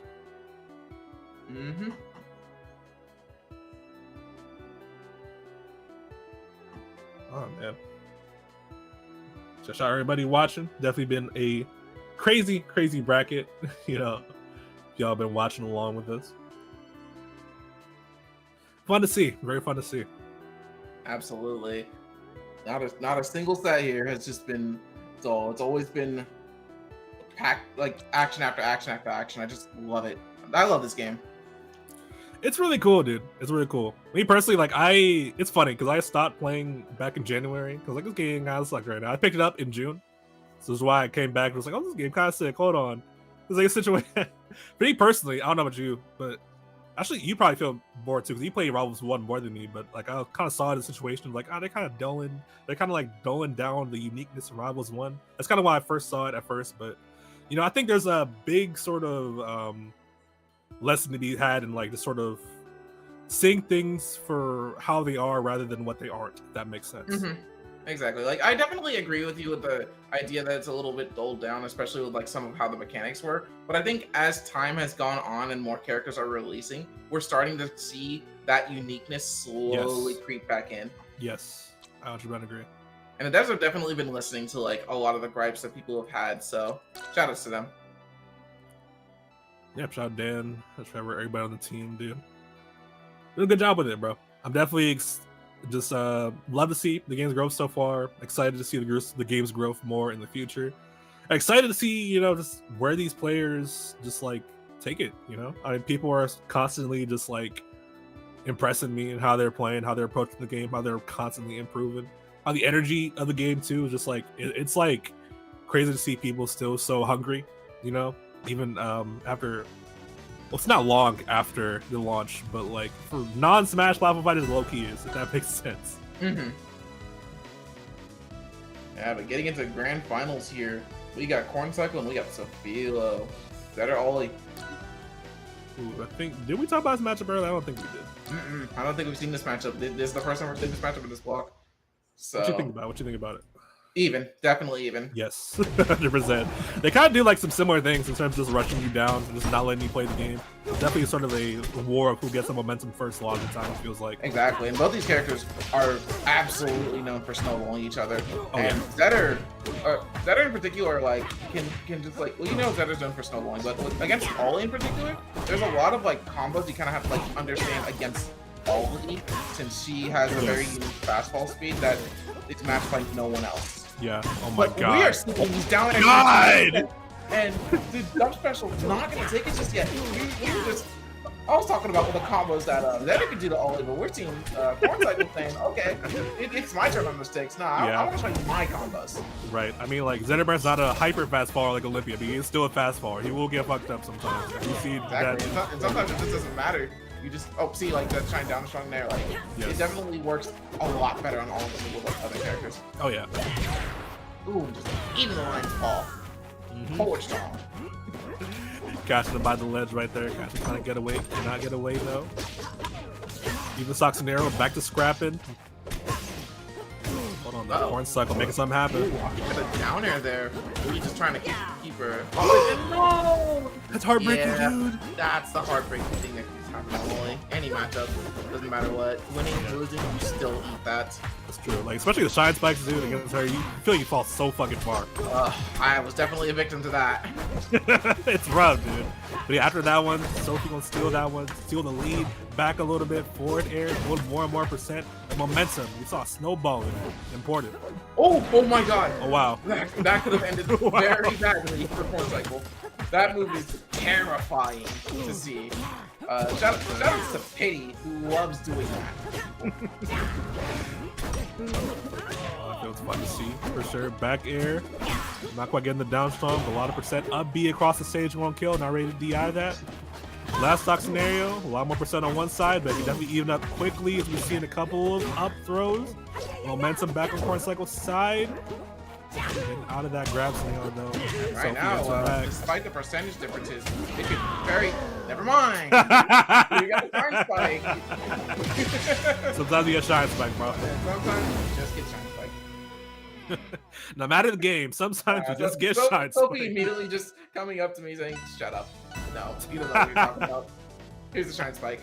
But anywho, it's still my turn. Exactly, dude. Jack, explosive way to start this out. We're gonna see more explosives. Oh my god, we go into this stage too, bro. So I mentioned earlier that I don't like taking Zeta here, and this is why. Yeah, it's like the platform layout so perfect for him. Low top blast zone too. It's like it's a Zeta stage. It's a Zeta ass stage, bro. Like, exactly. Down throw attack chase, misses the grab, but still shine all the same. It's just so small. There's nothing you can really do against that. You get grabbed once, you keep one hit, and now you're just hitting like you're just an absolute frozen pound. Yeah, I mean like.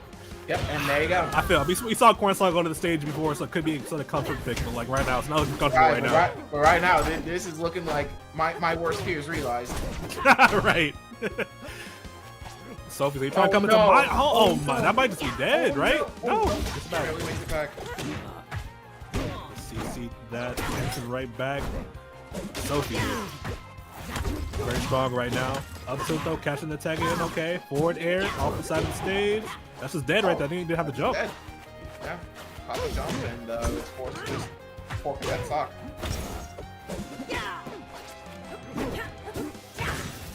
I mean, at the end of the day, even against Zeta, it's like, yeah, you can still make the stage work if you are confident in it. And it's clear that Corncycle is confident in the stage. 100%. But right now, it's oh man, missed the attack. Unfortunate. And the worst part is you can't tell if it's because it's like you can't tell if it's because of Zeta in this matchup or if it's because Sophie is just playing hot. And honestly, both are real. Yeah, honestly, 100%. Mixing up the recovery, but still gonna get caught all the same. Sophie, forward air off the side. Oh my god, 2-0 already. Dude. Yeah, Elkiies awoken If you're the a beast. Corncycle fan, you hate to see that. Sophie Facts. wanting this reset. I was gonna say Elkiies awoken the beast when she sent her down to lose it earlier, bro. This is looking crazy. Similar vibes to Loser's Cake. How do you fight against it, bro? All momentum always on their side. Let's say that though. Corncycle getting a couple of legs off real quick. Okay. Early start. There, just a little bit off on the hitbox there. It's tad for sure, but I like the start we're seeing from Corncycle. Spaces. Oh my god! Oh wow. That's aura right there. I like it. Yeah, that is terrifying. Olympia. Definitely one of the best users and abusers of Baby Dash in the game. Right, because her dash is just so fast, too. Not the run speed, but definitely dash for sure. Yeah, her initial dash is really fast. Like, I think it's not one of the fastest, but it's definitely up there. Yeah. Yeah. Okay, That's great. Not the best trade, but you'll take it. Not the best trade. Well, I mean, we'll take it. Yeah. It's so unfortunate because, like, in Rivals 1, that would actually be a very common way to take stocks. Yeah, you can use the ball jump. Out of that, but in this game, it's a gamble. Gamble works out, kinda. Even the socks up, at least. And right now, Corncycle really just trying to go for everything in the book right now. I'll play when you got to throw out all the stops right here.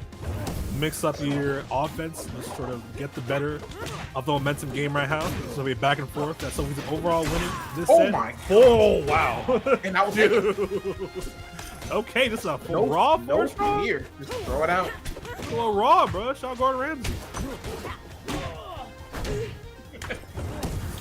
Forward air right there, knocking them off the stage. Jump used already 4-1. Get that kill pretty easily. 1-1 scenario. Sophie takes his stock. They get in the reset in a very fast fashion. Let's see what happens. Oh, here we go. We got the jab reset to the combos. Oh, trying to go for the forward spike. Really good tech from Sophie. Momentum all on Corncycle's side right now. I think it's safe for the pressure too. Not overextending too much. Not letting Sophie come back and challenge. Getting away. Double roll. Caught the second one. Okay, started something nasty though. Uh-oh. Yeah, that could actually be the start of something. Oh my god. In a lot of trouble here. But Corncycle's still going to make it back. Okay. Fortunate for them. A lot of damage out of nowhere. Oh, that's a down air. Reset 3-0 fashion. Reset. Dude. I mean, it definitely fought back a lot more there. The stage situation definitely better. I think it opened up a lot more ways to open up, but just at the end of the day, getting those kills and like getting those as soon as possible, taking the momentum, the important part of this. I think Sophie invoked the power of the rock throwers. That's so real, dude. Because like when Sophie didn't pick rock, he lost. When she did, she won. Hey, rock is the true power. You heard it here, folks. Pick rock all the time, no matter the situation. I mean, it works for Crag, doesn't it? Hey, there you go. I mean, that's proof right there. The proof's in the pudding. Either way, we can reset right now. Corncycle answering back. Scenario right here. Down tilt though. The scramble is always happening. Sent far off stage. Keep making back. Shine says no. Oh, hard shine spike too. That was fully charged. Yeah. Super down to the blast zone. Big early percent. 26% already built off the up strong explosions. Caught the tech again. Oh my god. Continuing with punishment. Needs to do something fast. We might be on the track to a 6-0. Yeah, you don't want the 6-0 to happen to you for sure. Okay, there's an edge guard coming. Overextend a little bit of the forward there, but still staying alive. There we go. Nothing reset. Ah! I hate these strong attacks. I get it. Yeah. Like, I get the idea. It's there. I love the idea. God, those strong attacks are so It's tough sometimes. That's her fastest and like most reliable one a lot of the time. It's her fastest one. And it's the most, and it's the stubbiest one too. Yeah, it's rough. It's rough. Especially with the forward throw and the pyre right there. Gonna get the kill off the side. Jeez, dude. So we sent up the stealth rocks over the hazards, the pyre. God, I'm sorry. I actually feel physical pain every time I see one of our strong miss. That hurt for sure, yeah. Back air, we still snowballing. Corncycle trying to get the kill earlier right there, not quite find it. Again, Sophie makes up the recoveries a lot. Hard to pin them down off the stage. Forward there, caught the special get up too. So we going. We might go to 4-0 right now, bro. Looks like we might go to 4-0. Yeah, it's looking very real. Come on, Corncycle. We can't. It can't end like this. Get one. Get one. Oh god. Side B there, out of shield. No fear. Don't have these shines in this pressure game. Oh my god. No! Didn't commit to the forward air. Again, didn't commit to the forward air. I wouldn't even commit to the forward air. That requires a jump. That's true. That's true. we could definitely see some shenanigans if we get another offset interaction, but unfortunately, the only shenanigans we're seeing is Zedder Fair. Oh yeah, Zedder Fair, dude. Three equalize is gonna kill you off stage at some point, bro. And that's that right there. Sophie up 1-0 already. This reset the momentum. It's getting challenged, but Sophie always finds a way to bring it back, be unfazed every time. It's crazy. We're running it back. I get it. I get it, but like, I don't know. Yeah, I feel like I don't know. I feel like you want to try some different ways, but like it wasn't like too bad on the stage though. Yeah, no, it was a lot of talk about correctly. It's just unfortunate that it ended the way it did, but who knows? We might actually see something. As long as we get one. I believe in you. One cycle though, putting a little bit. I gotta root for the rats, you know. I feel it. I get it. 100%. Oh my goodness! Sophie just making me eat my lunch, saying you don't rats don't get near me. Oh, wow. It's like we're evening up immediately. Tries that kill, wasn't ready to DI that. Right. Evens up immediately. That's why let's see the point cycle, bro. Keep it close. Keep it close. Oh yeah. What? Really? Yeah, it doesn't work like that. That move doesn't last that long. I see. A special. I love right side special. I so quite fun. literally am like its biggest advocate. But man, do I know. Oh my goodness, I love dude. it there. Just clean it up. Come on, corn cycle. We gotta get one. Oh my god. Oh my god. Yeah. No. Oh my goodness. Look, sometimes you go for broke. Sometimes you go for broke. It does not work out for you. Sometimes leave the casino empty-handed. Like, nah. It's over. It's over. Dude, yeah. It's over. Dude. It's like Sophie has the momentum in her grasp and is okay. We got on tight, not Rockwall, letting it but go. it's Rockwall versus Sophie Rockwall. Who's Rockwall stronger? We'll have to see. I mean, like, there's one place you want to get the win on. Oh, Definitely makes sense to I did get. not think a picture would work there. Honestly, yeah. Big combo coming though. 59% drops Big a little combo. bit. Misinput. Here we go. Here we go. There. Not gonna take it yet. Good DX from Sophie. I could have just Oh, killed oh him. my god. Yeah, a little scary, but he made it back. Made it back, but unfortunately, eating this percent. And off stage too. Oh, Ooh, caught the jump. This might actually work. Yep. There Yeah. we go. That's the unfortunate position I was talking about earlier with that special. Missed a second to just absolute worst position you could ever be in.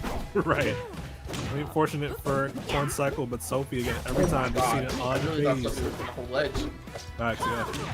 And then bad force on, barely whiffing right there. That forward air definitely will not whiff. Side blast on mad close too. Yeah. Yeah. Set throwing the gem out, blocking the upstrong though. And Sophie can answer him back, another big combo. Caught the get up attack too. Special get up one for the workout. Not much off that hit though. Yeah, really trying to get something, but Corn Cycle just kind of on a back foot right now. You do not want to be in the back foot as Olympia. Yeah, just struggling to find these openings when Yeah, Sophie already got a hitbox coming out. Dude, okay. Attack is still staying alive. Dash attack. Caught the rolling down there. There's Not gonna the take it. Alright, once we was on the board of the a little brave, but works out. Oh, there we go. We got the read. Yeah, I'll take it. Clean read right there. Breaking the roll. Out right there, right? Great stuff. See if we get any extra credit going. Not much. Not much. Not much. But it's okay. The rat doesn't need extra credit. He just need one good conversion. Yeah. As we're about to see right now. Oh no! Ah. I love what Corn Cycle was gonna go Yeah. for there. Too bad it missed. Fortunate does happen. You got a good idea. Just cannot get it. But can get this Sometimes you gotta regrab cook, though. Unfortunately, sometimes the dish doesn't always come out right, you know? 100%. By the way, Sophie takes this stock. They'll take this grand finals in a 6-0 fashion, by the way. You know Corn Cycle does not want that to happen. But putting the brakes on the trades, low-key even game right now. Oh no, the spike! Yeah, we did not want the spike. Finally taking the game. We got one. We got one on board. All we on needed. board for sure. Took the early lead, didn't let it go. Nothing Kept staying less strong than with the total advantage. victory. But I mean, can you convert this into more games? Yeah, is the can we get question, two so. more? You got one. Now you just gotta do it 2 more times. On Sophie's counter picks every time, mind you. Yeah, but it's okay. Is it okay? Uh-oh. We're on. Maybe not. Is it okay? Maybe not. I don't think it's okay. I saw this stage not get banned, and I was shocked. The thing is, I saw Merchant get banned. I was like, okay, That makes sense. That makes sense. Yeah. I didn't see the other ban. I completely missed it, but like, yeah, this day we saw what happened on this stage last time, and it was not pretty. So let's hope, because we mentioned earlier that Corn Cycle is also comfortable with the stage, so it's very possible. We start. Whoa! We start out much better though. Hold on. Don't count him out yet. Out the side B, but still a pretty decent lead right here. No jump. Gets back though. Even if you get hit, you still have your jump online. Oh, you may not have your knife online. Oh no, you could have made it back. Corn Cycle doesn't know. He's out of nowhere. One resource is all it takes to just crystal dash back safely. Instead of burning all of them.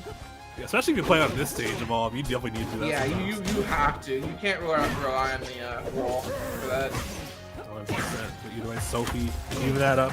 Unfortunately, big lead kind of dropped a little bit. Now it's definitely anyone's game as Sophie gets him off stage. I'm stuck in this corner. It's a down air, getting that stock right here. One stock away from getting it. Up B still not killed despite being pretty high up there. Oh, it's very possible to even up the stock. Potentially take it for game 5. Corn Cycle needs to lock in. Oh, Sophie making it really hard to do exactly that. Very hard. I'm locked in. Are you? Facts, dude. It's super rough against very locked in, very rough this sort of rush down gameplay. Starting to fight back is Corn Cycle. Up B, no. Oh, good dive from Sophie. All right, here we go. Yep. Hesitated on the gem pop, and it still worked out. Yeah. 1 stock remaining. Yeah, 1 stock. Sophie 1 stock away from getting finishing the tournament. 2, it could just end it right there. Missed the 4 strong. 1 stock away from taking it to a game 5. We wanted it more. He wants it more, but 110% already in a pretty rough spot, especially when you're not on fire quite yet. That fire. He's taunted him a little bit, jumping over it every time, but caught the roll out. There's the 4 strong from Sophie, and there it is. Sophie going to take it. 3-1. That is your Hop On Rivals 30 champion right there. Big congrats to Sophie, dude. Got knocked down to lose in 3-0 fashion, been playing out of their minds that whole time. Only dropping 1 game in that losers bracket, by the way. Losers side of the bracket. Insane. Definitely insane play from Sophie. Yeah, well earned. Congrats. Sophie showing why she is the premier Hop On winners. One of the premier Hop On winners. Not exactly, dude. Dude just demonstrates why they're so scary with it. You give them an inch, they're gonna take a mile every single time with it. It just makes it such a hard player to fight against. Granted, Corn Cycle, valiant effort though. After those first few games, that last set, then we started fighting back, but situation to start to adapt a little bit too late, man. You know what I'm saying? The wheels of the momentum, the snowball started rolling on the side of Sophie, you know. Hard to stop that. Exactly. But yeah, big congratulations to Sophie once again for winning this bracket. And thank y'all for watching. And it's been a very fun top 8 with Shadow, dude. It's been great. Yeah, it's been awesome. Big fast, dude. And yeah, definitely anything you wanna plug, bro? I mean, shout outs to Hop On for having me on. Shout outs to Outcast, who true homie. And you can follow me on Twitter, shadow_CFL, if you want. And if you have any Olympia questions, I'm also here for that. I am one of the moderators of Ollicord. So if you have any questions, feel free to shout me out. Facts, bro. Appreciate y'all for watching. I'm Blackmar. I'm Blackmar64 on all platforms. You can follow me, check me out. Shout the NASB scene. That's the home right there. And shout out the SoCal Rivals scene as well. You know, saw a few of them in the bracket earlier. And yeah, appreciate y'all for watching. And hope to see you next Monday. Same time, same place. Be sure to check it out. Peace.